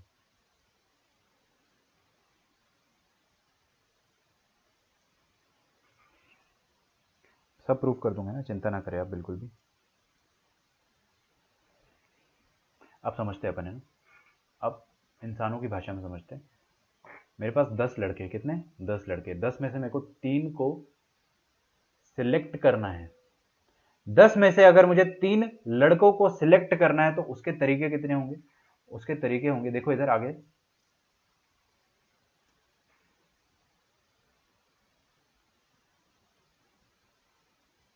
Selecting 3 people out of 10।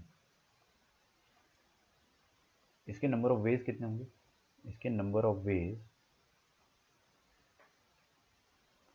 होंगे 10 में से आपने 3 को सिलेक्ट करना, उसके तरीके कितने होंगे? 10c3, है ना, इतने तरीके हो जाएंगे। तो 10c3 होता क्या है वो अपन बताएंगे, मैं आपको बताऊंगा, चिंता ना करो।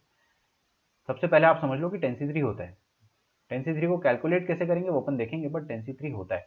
तो आप बताइए मेरे आपकी क्लास में अगर कितने स्टूडेंट, मान लेते हैं अपन अपनी क्लास में 40 स्टूडेंट्स है, तो 40 में से अगर मेरे को 10 को सिलेक्ट करना है तो कितने तरीके से सिलेक्ट कर सकता हूँ मैं? 40 में से अगर मुझे 10 को सिलेक्ट करना है तो कितने तरीके से कर सकते हैं? 40C10। अब उन 40C10 में सब तरीका, ये जादू है जादू, ये सबको फटाफट इंक्लूड कर लेगा। मतलब मान लो आप 1 2 3 4 5 6 7 8 9 10, ये शुरुआत के 10 बच्चे आ गए, ये एक तरीका, दिस इज वन वे। 1 2 3 4 5 6 7 8 9 11, अभी भी 10 बच्चे आए, लेकिन ये दूसरा तरीका हो गया। समझ में आ रहा है आपको? ऐसे कितने तरीके बनेंगे? 40C10 तरीके बनेंगे। अच्छा 40C10 को अपन निकालेंगे कैसे, वो सब तो बात की बात है। सबसे पहले आप इधर देख लो 10C3, लिखना छोड़ दो और ये चीज को सिर्फ ऑब्जर्व करो। 10C3 का मतलब क्या होता है? देखिए 10 का ऊपर 10 लिखा है ना, तो उसका फैक्टोरियल, नीचे क्या लिखा है? 3 लिखा है, उसका फैक्टोरियल, और ये 10 और 3 का डिफरेंस कितना है? 7, 7 का फैक्टोरियल, ये आपका आंसर हो जाएगा। और वही चीज ऊपर भी लिखी हुई है, देखो ऊपर n है, n का फैक्टोरियल, नीचे r है, r का फैक्टोरियल, और n और r का डिफरेंस कितना है? n minus r। ठीक है। अच्छा एक और चीज देखो, आगे देखो, ये जो 10 फैक्टोरियल लिखा हुआ है और ये 7 फैक्टोरियल लिखा हुआ है, जो इसको आप काटा पीटी मचा सकते हो इसमें। क्यों? क्योंकि ऊपर 10 फैक्टोरियल को आप लिख सकते हो for product of first 10 natural numbers, 1 2 3 4 5 6 7 8 9 10, और नीचे 7 फैक्टोरियल को आप क्या लिख सकते हो? 7 फैक्टोरियल रहने दो, इसको 3 फैक्टोरियल रहने दो। और अगर आप ध्यान से देखोगे तो यहाँ से लेकर, देखो कहाँ, 1 से लेकर 7 तक, ये पूरा का पूरा आइटम क्या है? 7 फैक्टोरियल, ये 7 फैक्टोरियल और ये 7 फैक्टोरियल हो गया। ठीक है। ऊपर क्या बचा? 8 9 10, और नीचे क्या बचा? 3 फैक्टोरियल। 3 फैक्टोरियल होता क्या है? 1 इंटू 2 इंटू 3, काटा पीटी मचा लेंगे। 3 3 ज़र 9, 2 5 ज़र 10, 5 3 ज़र 15, 15 8 ज़र 120। तो 120 तरीके से आप क्या कर सकते हो? 120 तरीके से आप लोगों को, 10 में से 3 लोगों को सिलेक्ट कर सकते हो। अब उन 10 में से 3 लोग क्या क्या हो सकते हैं? मान लो आपके पास जो लोग हैं उनका नाम है 1 2 3 4, नाम ही ऐसा है 1 2 3 4 5 6 7 8 9 10। ठीक है। अगर ये उनका नाम है तो आप अगर 120 तरीके फिजिकल काउंटिंग से लिखना चाहते हो तो वो हो जाएंगे 1 2 3, लिखते जाना है ना, 1 2 4, 1 2 5, समझ गए ना आप? 1 2 6, 1 2 7, 1 2 8, 1 2 9, और ये लास्ट वाले का नाम आप 0 रख दो ना, चलो 10 रहने दो, 10 थोड़ा सा डबल डिजिट अपने को, 0 बोल दो, और 1 2 0, ये 10 लोग हो गए। ऐसे 120 लोग आप लिख सकते हो, है ना। अगला कौन आएगा? 1 3 से स्टार्ट होने वाली सीरीज। तो ये सिलेक्शन हो गया 10 में से 3 लोगों का। अब सिलेक्ट करके अगर आपको अरेंज करना है, ठीक है, इसका अपन एग्जांपल नंबर 2 लिखेंगे। For permutation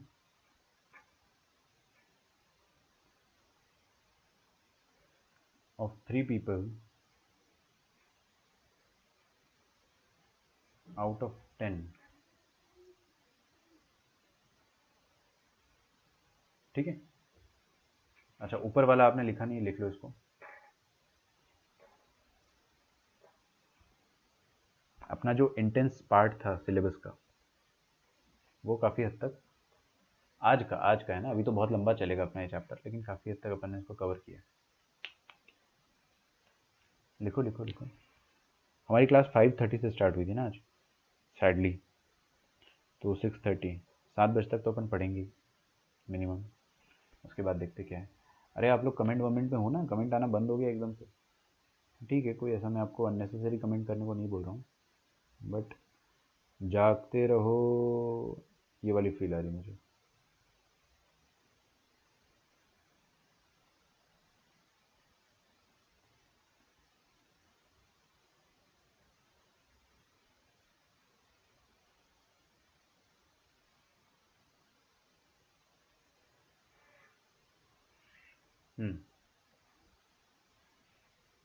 for permutation of 3 people out of 10। देखिए, तो सबसे पहले अपन क्या समझेंगे कि परमुटेशन का मतलब क्या होता है।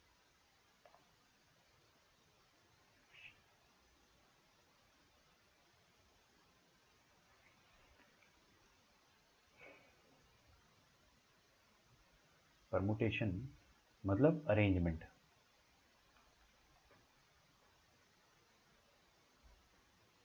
ठीक है, मान लो मैंने सागर को बोला, सागर पूछ रहा है कि आपकी हाइट कितनी है।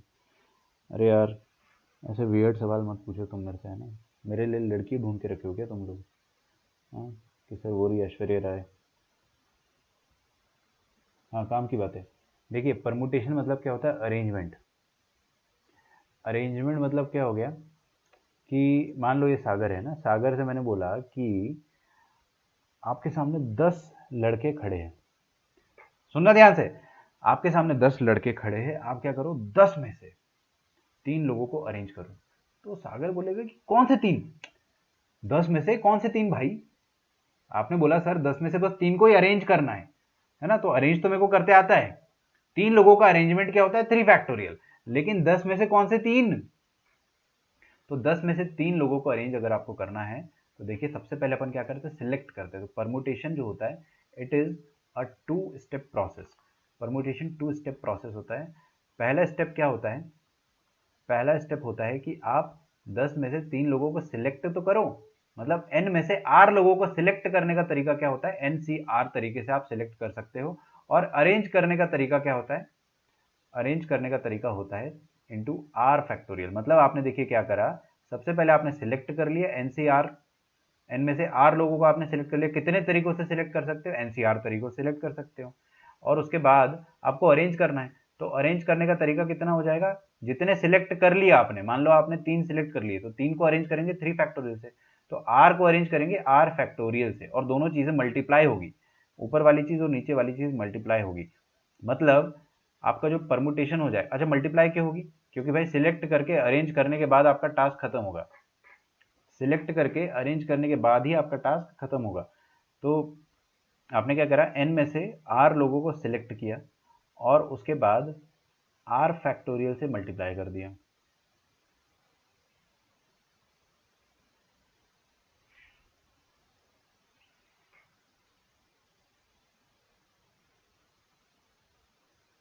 है सर, धनंजय है सर मतलब क्या हो गया?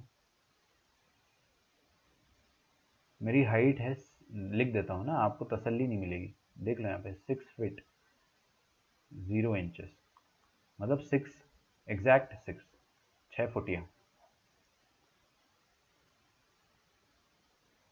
तो परमुटेशन क्या हो गया?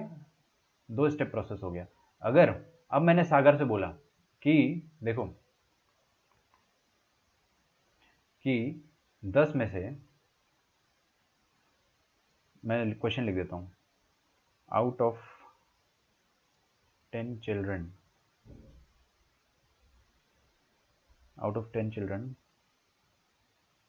Make a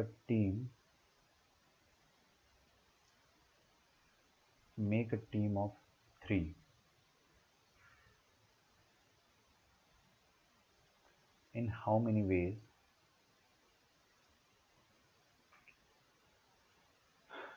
can it be done?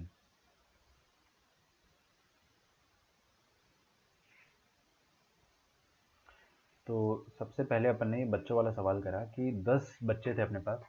10 बच्चों में से आपको क्या करना है कि 3 लोगों की टीम बनानी है। तो 10 में से आपको 3 सिलेक्ट करने हैं। तो number of ways, in how many veg can it be done. बस ये तो लिख ही दिया ना क्वेश्चन, नीचे लिखे number of ways of selecting 3 children out of 10 is 10 choice 3। इसको अपन सी को कभी कभी चॉइस भी बोल देते हैं, थोड़ा क्या फील आती है ना। आप फॉरेन ऑथर की बुक में देखोगे तो आपको कई बार चॉइस भी मिल जाएगा। तो आपने क्या करा, 10 में से 3 को चूज कर लिया। अब वो 3 कुछ भी हो सकते हैं। 10 में से 3 लोग राम श्याम घनश्याम हो सकते, राम श्याम राधे श्याम हो सकते, राम श्याम सीताराम हो सकते, राम श्याम पंडित हो सकता है, राम श्याम गंगाधर हो सकता है, राम श्याम सागर हो सकता है, राम श्याम अद्वैत हो सकता है, राम श्याम आर्या हो सकती, कुछ भी हो सकता है। 10 में से वो सारे दुनिया भर के 3 तरीके सिलेक्ट करने के, ये 10C3 जादू से आपको आंसर दे देगा कि 10 में से आपने 3 लोगों को सिलेक्ट करा, कितने वेज? 10c3। 10c3 मतलब आप अगर इसको कैलकुलेट करना चाहोगे तो देखिए एक बार सीख लो। 10 फैक्टोरियल नीचे कितना आ जाएगा 3 फैक्टोरियल और 7 फैक्टोरियल। ये 7 फैक्टोरियल 10 फैक्टोरियल के अंदर छुपा होता है ना, अपन ने देखा था। जब कट जाएगा तो कितना आएगा 8, 9 and 10, whole thing divided by 3 factorial 1 2 3। ठीक है, तो आपका आंसर आ जाएगा 3 3 9, 2 4 8 और 120 तरीके से आप सिलेक्ट कर सकते हो, है ना। अब अपन एक और क्वेश्चन लेते हैं। In how many veg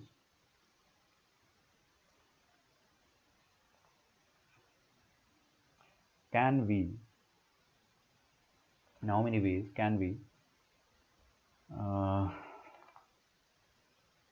arrange 3 books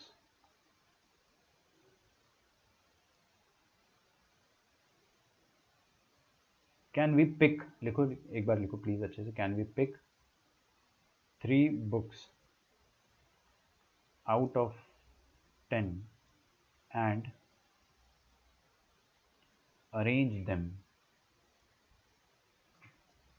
in a shelf। Question समझ में आ गया? बड़ा आसान इंग्लिश में लिखा मैंने, है ना। मेरे ख्याल से समझ में आ जाना चाहिए कि आप कितने तरीके से 10 में से 3 बुक को पिक कर सकते हो और पिक करने के बाद आपको अरेंज भी करना है। आया समझ में? तो 10 में से आप 3 बुक पिक करना चाहते हो, कितने तरीके से पिक कर सकते हैं 10c3। तो देखिए आपको पिक करके अरेंज भी करना है। तो आपको इस क्वेश्चन में जो टारगेट है दिया गया है वो क्या है, दैट इज सिलेक्शन करना है आपको और उसके बाद अरेंजमेंट भी करना है। सिलेक्ट करके आपको अरेंज भी करना है। तो 10 में से 3 बुक सिलेक्ट करने के तरीके कितने, 10c3। 10c3 जादू है, जादू। इसने वो तमाम 3 तरीके, तमाम 10c3 तरीके, या मेरे को ऐसा बोलना चाहिए तमाम तरीके, जितने तरीकों से आप 10 में से 3 किताबों को सिलेक्ट कर सकते हो, वो सारे तरीके आपके चरणों में लाके रख दिए। ये लो, डायरेक्टली लो भाई। और आपने सिलेक्ट कर लिया, सिलेक्शन हो गया, यस। अरेंजमेंट हुआ क्या, नहीं हुआ। तो आपने 3 लोगों को सिलेक्ट करा है, 3 किताबों को सिलेक्ट करा है, अब उनको अरेंज करना है आपको। उनको आप अरेंज करेंगे तो 10 में से 3 सिलेक्ट करने का तरीका 10c3 और उन 3 को अरेंज करने का तरीका 3 फैक्टोरियल, खत्म। ये आपका फाइनल आंसर आ जाएगा। तो 10c3 का वैल्यू तो मैं निकाल चुका था प्रीवियस क्वेश्चन में, 120 आता है और 3 फैक्टोरियल कितना आता है 6, तो 12 6 72। तो 720 वेज से आप सिलेक्ट करके अरेंज भी कर सकते हो। मैं आपको बता रहा हूं आपका आंसर जो होगा ना वो 6 गुना बढ़ जाएगा, क्योंकि हर 3 बार के सिलेक्शन में जब भी आपने 3 किताबें सिलेक्ट करी, physics chemistry and maths, physics chemistry and maths, तो उन तीनों किताबों को अरेंज करने के, उन तीनों किताबों को अरेंज करने के 6 तरीके होंगे, 3 फैक्टोरियल। मैंने लिख के बताया था राम श्याम घनश्याम में, पूरा फिजिकल काउंटिंग से अगर आप चाहोगे तो देख लो, ये देखो, ये देखो, ये लिखा हुआ है राम श्याम घनश्याम, राम घनश्याम श्याम। तो ये से फिजिक्स केमिस्ट्री मैथ्स को आप 6 तरीके से, 6 डिफरेंट परमुटेशन से अरेंज कर सकते हो। तो हर बार आपने 3 सिलेक्ट करा, कितने तरीके से नचा सकते हो, 6 तरीके से नचा सकते हो, है ना। तो आपने पीसीएम अगर सिलेक्ट करा तो आप पीसीएम को लिख सकते हो पीएमसी, है ना। और सीपीएम, सी एमपी, और एक और आ जाएगा, एम से स्टार्ट होने वाले 2 आ जाएंगे, वो मैं लिख दूंगा, मेरा मतलब अभी वो नहीं है। मैं बस ये बताना चाह रहा हूँ आपको कि 3 बुक के करस्पॉन्डिंग 6 अरेंजमेंट अवेलेबल है। देखो मैंने आपको बहुत धीरे धीरे तोड़ तोड़ के समझाने की कोशिश करी है ना। तो आपको एक चीज़ और समझनी है, एक चीज़ और समझनी है, ये सिर्फ मैं आपके बोर्ड एग्जाम के लिए बता रहा हूँ, इसको सुन लेना और इसको यूज़ मत करना प्लीज़। इसको आप जेई के कोई भी क्वेश्चन में आपको यूज़ मत करना। मैं चाहता तो इसको स्किप कर सकता था, लेकिन फिर आप बोलते कि सर आपने पढ़ाया नहीं, है ना। आपको वो बोर्ड एग्जाम में आएगा, जस्ट बिकॉज ऑफ दैट मैंने वो पढ़ा रखा है, वरना मैं सच में इसको स्किप कर देता। ये वाली चीज़ हम लोगों ने जगह छोड़ी थी थ्योरम नंबर 2 में। यहाँ पे क्या बोला था मैंने कि नंबर ऑफ परमुटेशन, परमुटेशन मतलब क्या होता है, जोर जोर से बोलो, परमुटेशन मतलब अरेंजमेंट, कितने लोगों का अरेंजमेंट, एन डिस्टिंक्ट लोगों का arrangement taken are at a time. आपको एन में से पूरे के पूरे एन नहीं उठाने ना, आपको एन में से आर उठाने और उसके बाद उनको नचाना है। तो उसका तरीका कितना है, थ्योरम नंबर 2 के हिसाब से उसका तरीका है एनपीआर। और थ्योरम नंबर 3, थ्योरम नंबर 3 के हिसाब से हमने क्या निकाला, देखो इधर, हर कोई देखो, ये एनपीआर मतलब होता क्या है, मैं आपको देसी भाषा में समझाना चाह रहा हूं कि आपने एन में से आर ऑब्जेक्ट्स को सिलेक्ट करा और उनको आर फैक्टोरियल से नचा दिया, दैट इज एनपीआर। तो एनपीआर जैसी कोई चीज आपको याद रखनी ही नहीं है, आप हमेशा सिलेक्ट करो फिर उसके बाद अरेंज करो। NCR into r factorial, NPR कोई कभी ना बोलेगा, ना कभी सुनेगा, ना कभी कोई समझेगा, बस बोर्ड एग्जाम के क्वेश्चन में अगर आता है एनपीआर क्या है तो आप सॉल्व कर देना। आ रहा है क्या समझ में? लिख लो आप उस चीज को। तो मैं आंसर देख लेता हूँ। भक्ति, लावण्या एंड अद्वैत सब लोगों ने सही आंसर दिया था। 720 सागर आपका भी सही था। फिर 120 भी भक्ति, लावण्या, प्रणव, अद्वैत आप लोगों का भी सही था। क्लास में टीचर के सामने पढ़ रहे हैं ऐसा फील हो रहा है, चलिए अच्छी बात है। हाइट तो मैंने बता दी है ना, गजब करते हो कभी कभी। चलिए आगे बढ़ते हैं अपन। अब अपन कुछ क्वेश्चंस कर लेते हैं। आप लोग मेरे नोट्स देखना चाह रहे थे तो मैं आपको नोट्स भी दिखाऊंगा, मेरे पास अभी एकदम हैंडी नहीं है। शॉर्ट नोट्स तो मैं दिखाना चाहता हूँ आपको ज़रूर। Yes, I have this. देखिए थोड़ा सा मैं आपको एक डेमो दिखाता हूँ कि 2 मिनट लगेगा। सर्कल्स चैप्टर अपन ने पढ़ा था ना, ये मेरे बचपन के नोट्स हैं, अगर आपको दिख पाए तो। सर्कल्स चैप्टर के शॉर्ट नोट्स, एकदम छोटी छोटी हैंडराइटिंग में मैंने अपनी लैंग्वेज में सब कुछ कवर किया है। आपको मैं इसकी फ़ोटो दूंगा, इसका वीडियो भी आने वाला है, पूरा रिकॉर्ड कर लिया मैंने, आज किसी कारणवश वो अपलोड नहीं हो पाया। दिख रहा है आपको? जब तक है जान आप लिखते जाओ, पूरा लिखते जाओ, पूरा लिखते जाओ। ये देखिए यहाँ पे क्या दिख रहा है आपको, थोड़ा थोड़ा टैंजेंट है, direct common tangent, transverse common tangent, और radical axis, family of circle, orthogonality, type 4, type 3, type 2 family of circle में, है ना।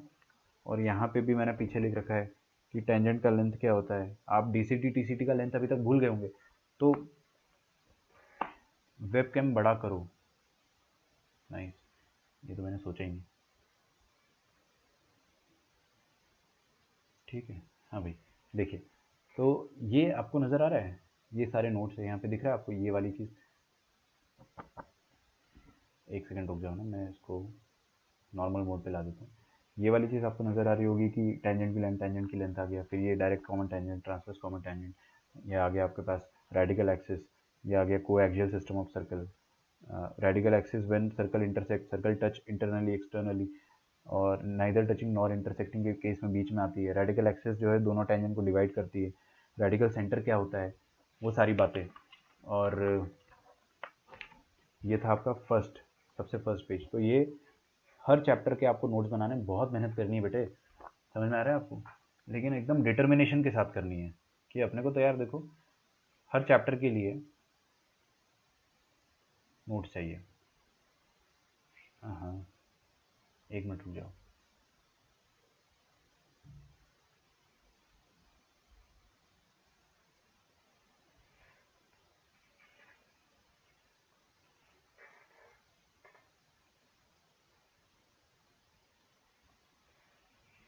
ठीक है, चलिए तो सम क्वेश्चंस ऑन या सम थ्योरम्स, प्रॉपर्टीज ऑफ एनसीआर देखते हैं अपन। देखिए प्रॉपर्टीज ऑफ एनसीआर पढ़ाऊंगा मैं थोड़ा सा, है ना। प्रॉपर्टीज ऑफ एनसीआर, सबसे पहली प्रॉपर्टी क्या है?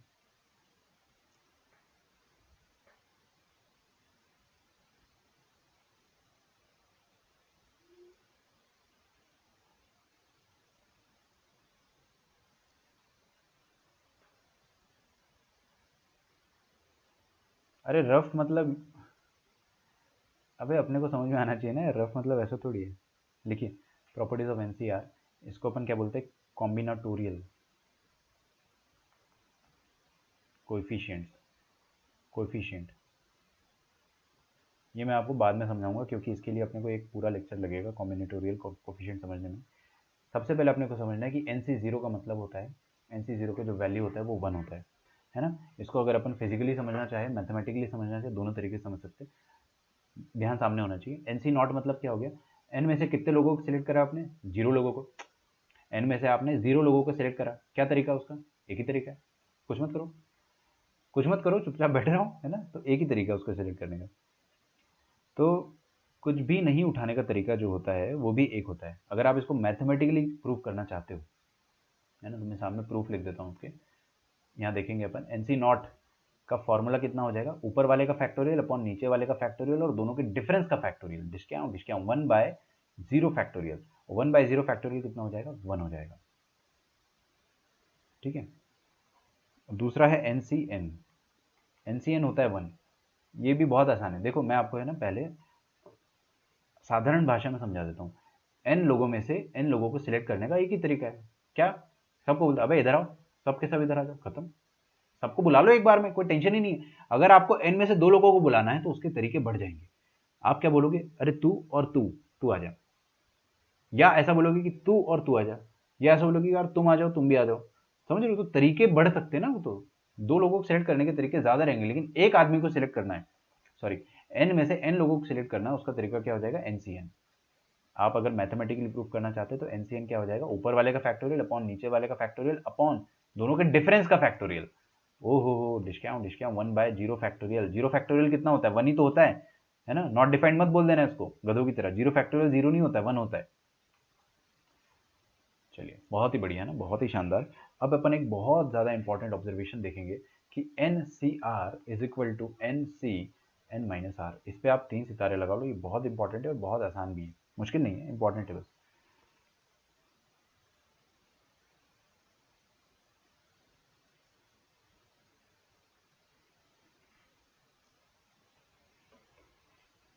ठीक है। मैं आपको और भी कुछ चीज़ें बताना चाहूँगा। वैसे मेरे पास और भी नोट्स हैं, straight line, circles, complex number, सबके शॉर्ट नोट्स रखे हैं मेरे पास, तो मैं आपको दिखाऊंगा ना। लास्ट ईयर तो बच्चों को मैंने दिखाया था तो उन्होंने बोला था कि सर इसका फोटोकॉपी दे दो हमको, आपके ही नोट्स का, हम लिख नहीं पाएंगे। तो मैंने उनको नहीं दिया था, मैंने बोला खुद से लिखो। फिर अंत में मैंने उनको दे दिया था, तो उन्होंने खुद से भी लिख लिया और मेरे वाले भी नोट्स होके, तो उनके पास डबल धमाका हो गया। ठीक है। ये देखिए बड़ा आसान है। ये वाला थर्ड वाला जो पॉइंट है उसको अपन समझते हैं। यहाँ पे क्या लिखा है, NCR, यहाँ पे लिखा है NCN-R। समझ में आ रहा है? तो दोनों बराबर होगा। अगर कैसे बराबर होगा, N और R दिया है LHS में, और RHS में क्या दिया हुआ है, N और N-R। मतलब ये जो N और R है इसका डिफरेंस अगर आ गया नीचे, ऊपर सेम है, देखो ऊपर क्या है, दोनों में नालायक नालायक, नीचे क्या है, एक में R और एक में N-R। ठीक है।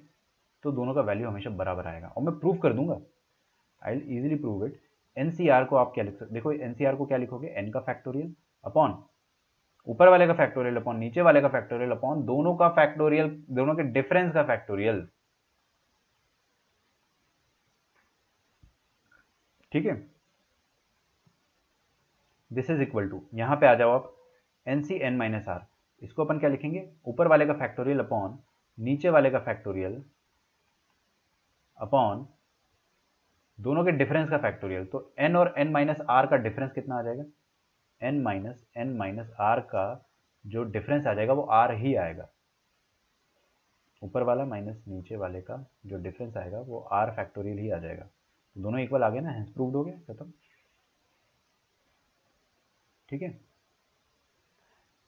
तो इसके मैं आपको रैपिड फायर एग्जांपल्स दे सकता हूँ। सबसे पहला एग्जांपल हम लिखते हैं। मान लो मैंने आपके सामने दिया 10C3। थोड़ा सा देखते रहिए ना, लिखने में क्या होता है हम लोग देख नहीं पाते।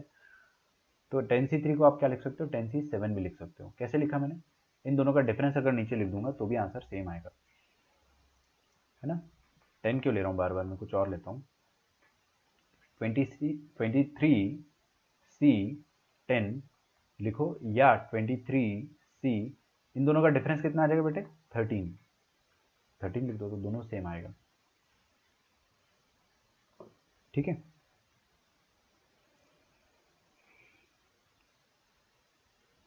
इसका मैं आपको है ना रीजन भी समझा देता हूँ। अब इसका फिजिकल सिग्निफिकेंस समझाता हूँ, जो आपको कोई भी दुनिया की किताब नहीं समझाएगी। दुनिया की कोई भी किताब आपको ये चीज़ नहीं समझा पाएगी जो मैं अभी समझाने चाह रहा हूँ, इस एग्जाम्पल के थ्रू समझाऊंगा। ठीक है। अगर आपने लिख लिया है तो उसके बाद अपन आगे बढ़ेंगे। लिख लो।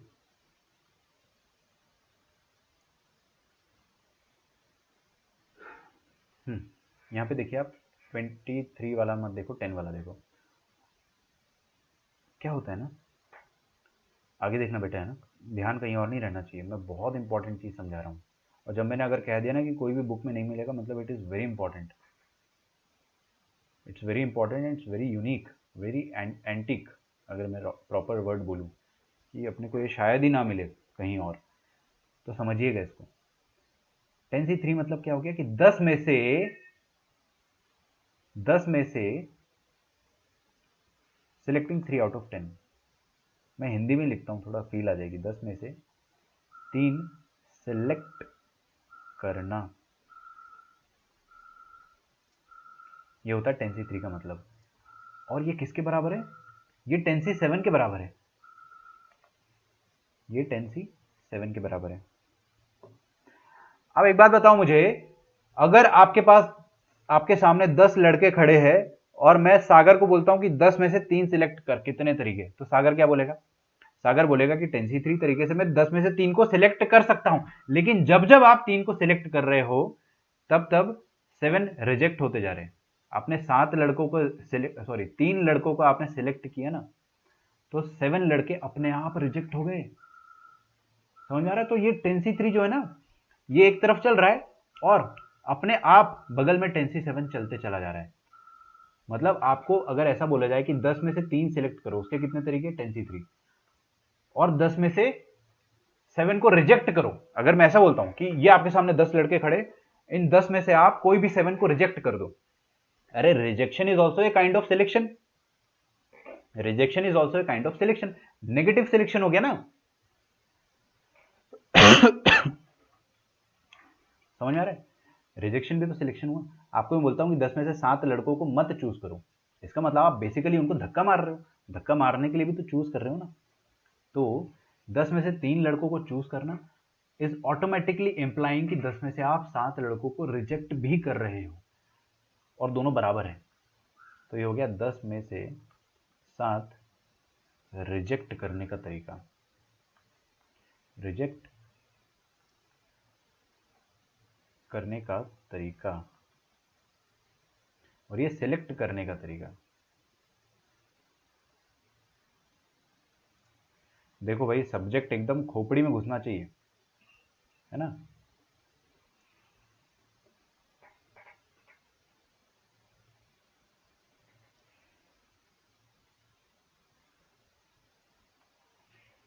फोर्थ पे आ जाते हैं अपन।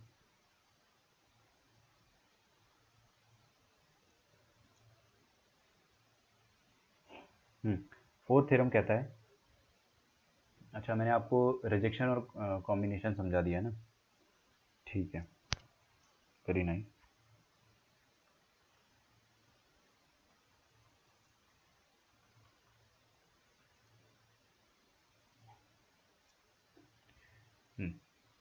ये फोर्थ वाला प्रॉपर्टी जो है एनसीआर का, वो लिख लो आप। कितने घंटे का लेक्चर हो गया अपना अभी वैसे? 133 हो गया ना। मन मेरा तो खैर नहीं करता कभी भी लेक्चर ख़त्म करने का, लेकिन अभी अपन कर देंगे, डोंट वरी। आप ये लिख लो अभी फोर्थ पॉइंट।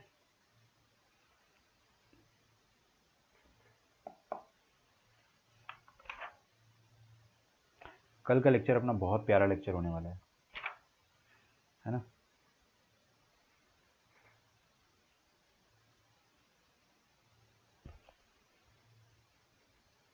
हाँ जी बच्चों, देखो इधर, ये वाली जो थ्योरम है ना, ये वाला जो थ्योरम है, या ये वाली जो प्रॉपर्टी, थ्योरम नहीं कहेंगे तो इसको प्रॉपर्टी कहेंगे।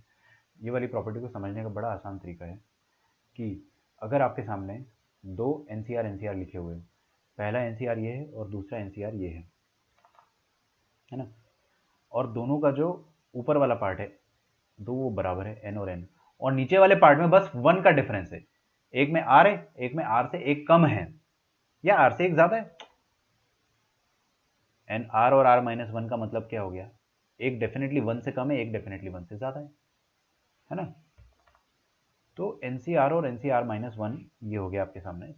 इसका आंसर क्या हो जाता है? आंसर सुनना, ऊपर वाले में 1 जोड़ दो, ऊपर वाले में 1 जोड़ दो, और नीचे वाले में बड़ा वाला नंबर लिख दो। ये आर माइनस 1 और आर में से बड़ा कौन है? आर बड़ा है ना, तो बड़ा वाला लिख दो और ऊपर वाले में 1 जोड़ दो, है ना। सर कुछ एग्जांपल दे दो तो मजा आ जाएगा। देखते हैं अपन, है ना, इसका एक छोटा सा सस्ता सा प्यारा सा एग्जांपल देखेंगे अपन। अब वो एग्जांपल क्या हो जाएगा? मान लो मैंने आपके सामने लिख दिया 10C6, प्लस 10c5 है ना, 10c6 और 10c5। देखिएगा ऊपर क्या लिखा है, 10 10 बराबर है, ओ हो, और नीचे क्या है, 5 6, एक एक का फर्क है। मतलब डेफिनेटली प्रॉपर्टी नंबर 4 का इस्तेमाल करना है अपने को। ठीक है, ऊपर 10 10, ऊपर 10 और 10 बराबर है, नीचे एक एक का फर्क है, 5 और 6 में 1 1 का डिफरेंस है। तो अपने को प्रॉपर्टी नंबर कौन सी यूज करना है, फोर्थ वाली। और प्रॉपर्टी नंबर 4 क्या होती है, देखो एकदम बिना दिमाग यूज करे आपका आंसर आएगा। ऊपर वाला क्या था, 10, एक जोड़ दो 11, और नीचे वाले में छोटा कौन था, सॉरी बड़ा कौन था, बड़ा था 6, तो 11c6 इज योर आंसर। समझ में आ रहा है?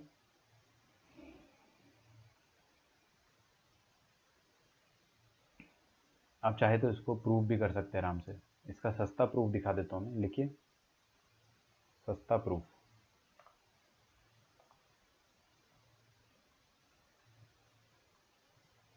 10c6 को खोल लो, 10 फैक्टोरियल अपॉन नीचे वाला फैक्टोरियल अपॉन दोनों का डिफरेंस का फैक्टोरियल, प्लस ऊपर वाला फैक्टोरियल अपॉन नीचे वाला फैक्टोरियल अपॉन नीचे वाला फैक्टोरियल। इसको हम लोग क्या कर सकते हैं, ऊपर से 10 फैक्टोरियल कॉमन ले लो। हाँ इधर देखो, ये 5 फैक्टोरियल और ये 6 फैक्टोरियल में से क्या कॉमन आ जाएगा, 5 फैक्टोरियल कॉमन आ जाएगा। ठीक है, तो अंदर क्या बचेगा, यहाँ देखेंगे अपन, 5 फैक्टोरियल कॉमन ले लिया तो 1/6 बचेगा, और यहाँ पे कुछ भी नहीं बचेगा।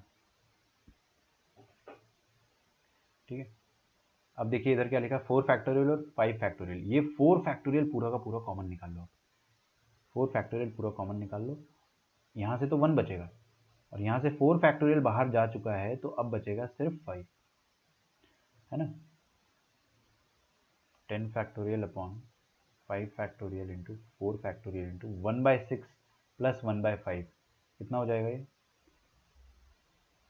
1/6 प्लस 1/5, तो 6 5 ज़र 30, और उधर आ जाएगा 5 प्लस 6 11, 11/30। ठीक है, 11/6 इंटू 5, देखते रहो। देखो इधर ये जो 10 फैक्टोरियल लिखा हुआ है, 10 फैक्टोरियल और 11 का मल्टीप्लिकेशन होगा तो क्या बन जाएगा, 11 का फैक्टोरियल, क्योंकि 10 फैक्टोरियल में वैसे भी 1 से लेकर 10 तक का प्रोडक्ट होता है, उसमें आप 11 भी प्रोडक्ट कर दोगे तो फिर तो 11 फैक्टोरियल बन गया। और यहाँ पर देखिए ये 5 फैक्टोरियल जो है उसको मैंने 6 के साथ चिपका दिया तो 6 फैक्टोरियल, और ये 4 फैक्टोरियल को 5 के साथ चिपका दिया तो ये 5 फैक्टोरियल। और ये आपके सामने जो चीज लिखी हुई है, this is nothing but 11c6, 11c5 भी बोल सकते हो, कोई दिक्कत नहीं, क्योंकि प्रॉपर्टी नंबर 2 के हिसाब से एनसीआर और एनसीएन माइनस आर बराबर होता है। ठीक है,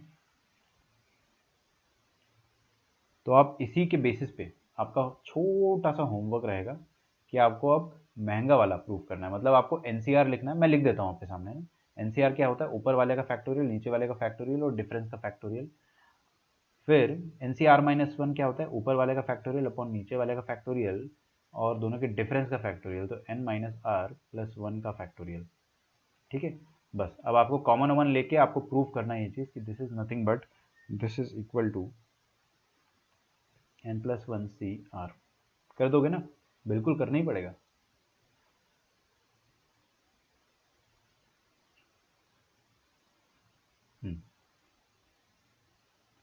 फिफ्थ लिखे, if NCX is equal to NCY,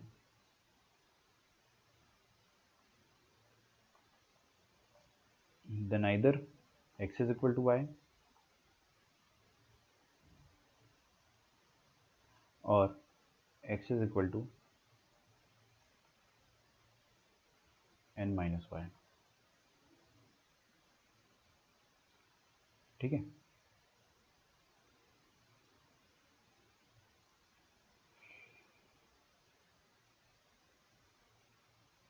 ये भी लिख लो। खैर अपन ये वाली चीज़ बाइनोमियल थ्योरम में पढ़ेंगे, बट अभी मैं आपको पढ़ा देता हूँ कि NC0 plus NC1 plus NC2 till NCN, ये होता है 2 की पावर में n।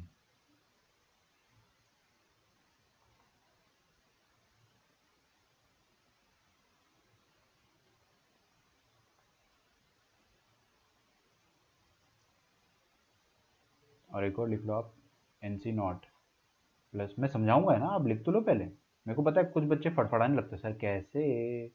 अरे भाई मैं बताऊंगा आपको, आप सिर्फ लिखे तो सही। NC1 plus NC3 plus NC13 के बाद क्या आता है 5। हाँ जी, ये वाली चीज़ जो होती है वो 2 की पावर n-1 के बराबर होती है।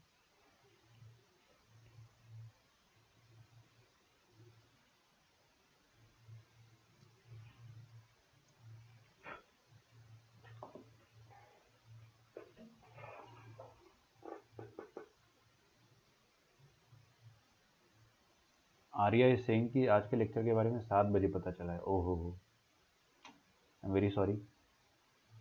कोई बात नहीं, कर लेना यार कवर, है ना। ठीक है, लिखो यहाँ तक आप। अब मैं आपको 5th वाला पॉइंट समझाता हूँ, और 6th वाला और 7th वाला पॉइंट तो अपन बाइनोमियल में समझेंगे, लेकिन फिर भी अपन ऐसा समझ लेंगे कि हमको याद रहेगा। ये देखिए NC(x) और NC(y) ये दोनों बराबर है अगर, तो इसका मतलब क्या होगा कि सिंपली या तो x और y बराबर होंगे। बराबर हो गए मतलब मान लो NCR is equal to NCR आ जाएगा।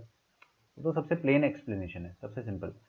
या तो क्या हो जाएगा कि प्रॉपर्टी नंबर 2 लगा सकते हैं आप, कि इन दोनों का जो डिफरेंस है, या इन दोनों का जो डिफरेंस है वो x के बराबर होगा।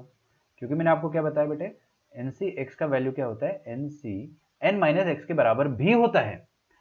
तो अगर ये y का वैल्यू n-x हो गया तो भी ये दोनों वैल्यू बराबर हो जाएगी, है ना। तो मतलब सिंपली सिंपली नीचे वाला आइटम क्या हो जाएगा, ये n और x का डिफरेंस, मतलब अगर y जो है y को उधर फेंका तो n-x के बराबर आ गया, तो एक ही बात है ना, वो जो मैंने लिखा है यहाँ पे x is equal to n-y या y is equal to n-x, दोनों एक ही बात है।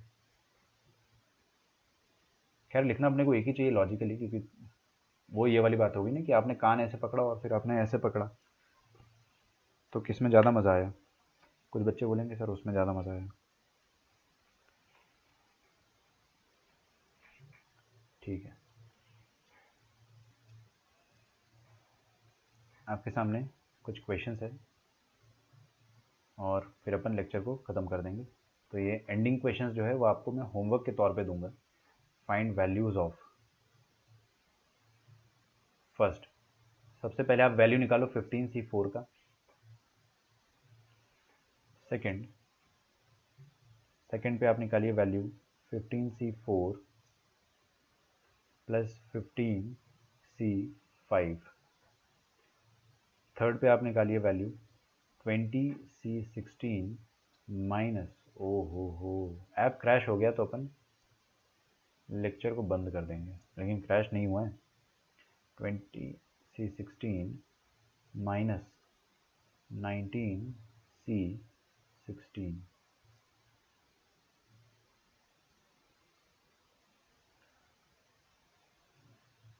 और लास्ट आपको निकालना है 80C2 का वैल्यू। बहुत आसान है, सारे बहुत आसान है। आप ऊपर वालों का वैल्यू निकालिए, मैं नीचे वाले और क्वेश्चंस छापते जाता हूँ। फाइंड n if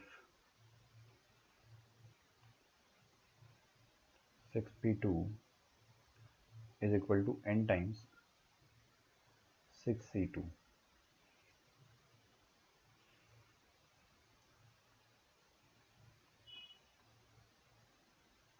2nc3, ये वाले क्वेश्चंस तो अपन कर लेंगे, ज़्यादा टाइम नहीं लगेगा, काफ़ी आसान। This is equal to 52:3। और third NC n-3 is equal to 84। ठीक है, ऊपर वाले अपन करते हैं और नीचे वाले आप लोग छाप लो जब तक, तो देखेंगे अपन, है ना। तो 15C4 का मतलब क्या होता है, 15C4 का मतलब होता है 15 फैक्टोरियल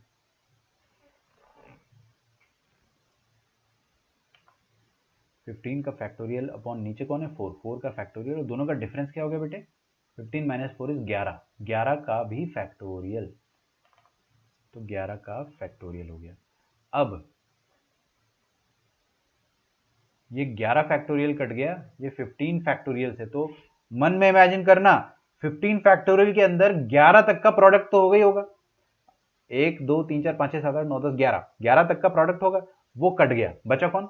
12 13 14 15, 12 13 14 15, समझ में आ रहा है? और नीचे कौन है? 4 फैक्टोरियल। 4 फैक्टोरियल मतलब क्या होता है? 1 2 3 4। ठीक है, काटा पीटी मचा दो, आपका आंसर आ जाएगा यहाँ से। तो देख लेते अपन, ये 4 तिया 12 होता है ना, ये 12 और ये 12 एक साथ काट दिए, और 2 7 14, तो 13 इंटू 7 इंटू 15, ये आपका आंसर आ जाएगा। 13 इंटू 15 इंटू 7 इंटू 15। थोड़ा सीक्वेंस का फर्क नहीं पड़ेगा, बट फिर भी मैं लिख देता हूँ। ठीक है, तो आप इसको करोगे तो 1365 आ जाएगा। फॉर्चुनेटली मेरे पास आंसर है, तो अपन डायरेक्टली लिख देंगे। अभी आगे देखिए, और ये देखिए 15 ऊपर, ओ हो 15 ऊपर, 15 ऊपर, मतलब प्रॉपर्टी नंबर 4 है। प्रॉपर्टी नंबर 4 में क्या आता है? अगर n और n बराबर आ जाए और नीचे वाले में फर्क 1 का होना चाहिए। देखो 4 और 5 में 1 का फर्क है, तो आपका आंसर क्या होना चाहिए कि ऊपर जो 15 लिखा है उसमें आप 1 जोड़ दो, और नीचे जो n लिखा है उसमें बड़ा वाला कौन है? 4 या 5?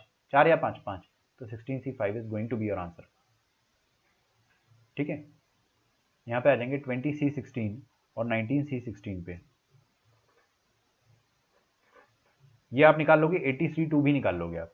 अब मेरे को आप पे भरोसा है, आप नीचे वाले जो क्वेश्चन है उनका थोड़ा सा प्रैक्टिस करें।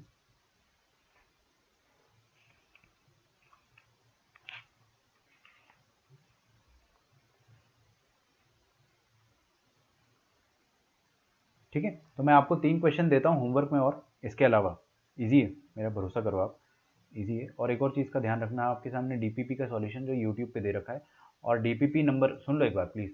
डीपीपी नंबर 1, डीपीपी नंबर 1 के 2 पार्ट्स हैं, पार्ट 1 और पार्ट 2, है ना? पार्ट 1 और पार्ट 2। आप कमेंट्स में जाना, कमेंट्स आपको पता है ना, यूट्यूब में नीचे जो कमेंट आता है उसमें मैंने क्या कर रखा है कि क्वेश्चन नंबर को टाइम स्टैम्प के साथ लिख दिया है कि 2 मिनट 30 सेकंड पे क्वेश्चन नंबर ये। आपको ज़रा भी दिक्कत नहीं जाएगी ढूंढने में, सब कुछ सिस्टमैटिक बनाया गया है। डीपीपी नंबर में 1 में जो कमेंट था ना, वो वाला कमेंट अभी मिसिंग दिखाई दे रहा है, तो मैं फिर से लिख दूंगा, आप चिल मार के बस डीपीपी सॉल्व कर लो 1। ठीक है, आज हम 2 घंटे पढ़े, मैंने जानबूझ के सिचुएशन का नाजायज़ फ़ायदा उठाया है ना? तो आप मुझे माफ़ कर देना, और अगर माफ़ नहीं कर पाए अगर बाय चांस, तो भाड़ में जाओ, है ना? फाइंड आर इफ़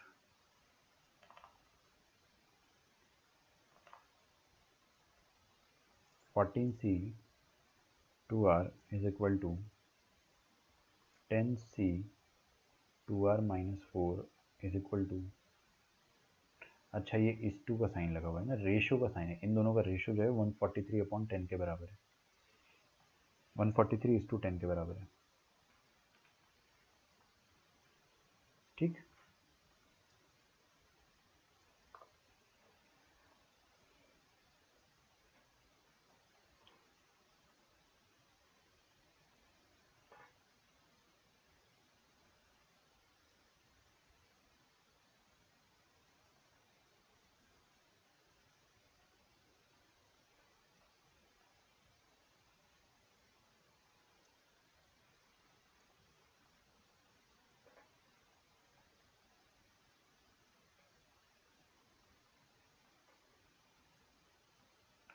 ठीक है।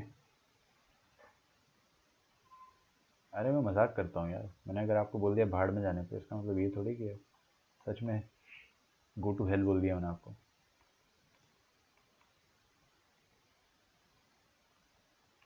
ऑब्वियसली मैं तो चाहूँगा कि आप सब जो है वो आईआईटी तक जाओ, एकदम अमूल माचो की तरफ बड़े आराम से। ठीक है, तो अपना टारगेट ही वही है। ये क्वेश्चंस जो है वो थोड़े से मुश्किल है, लास्ट के 2, और बाकी सारे आसान हैं।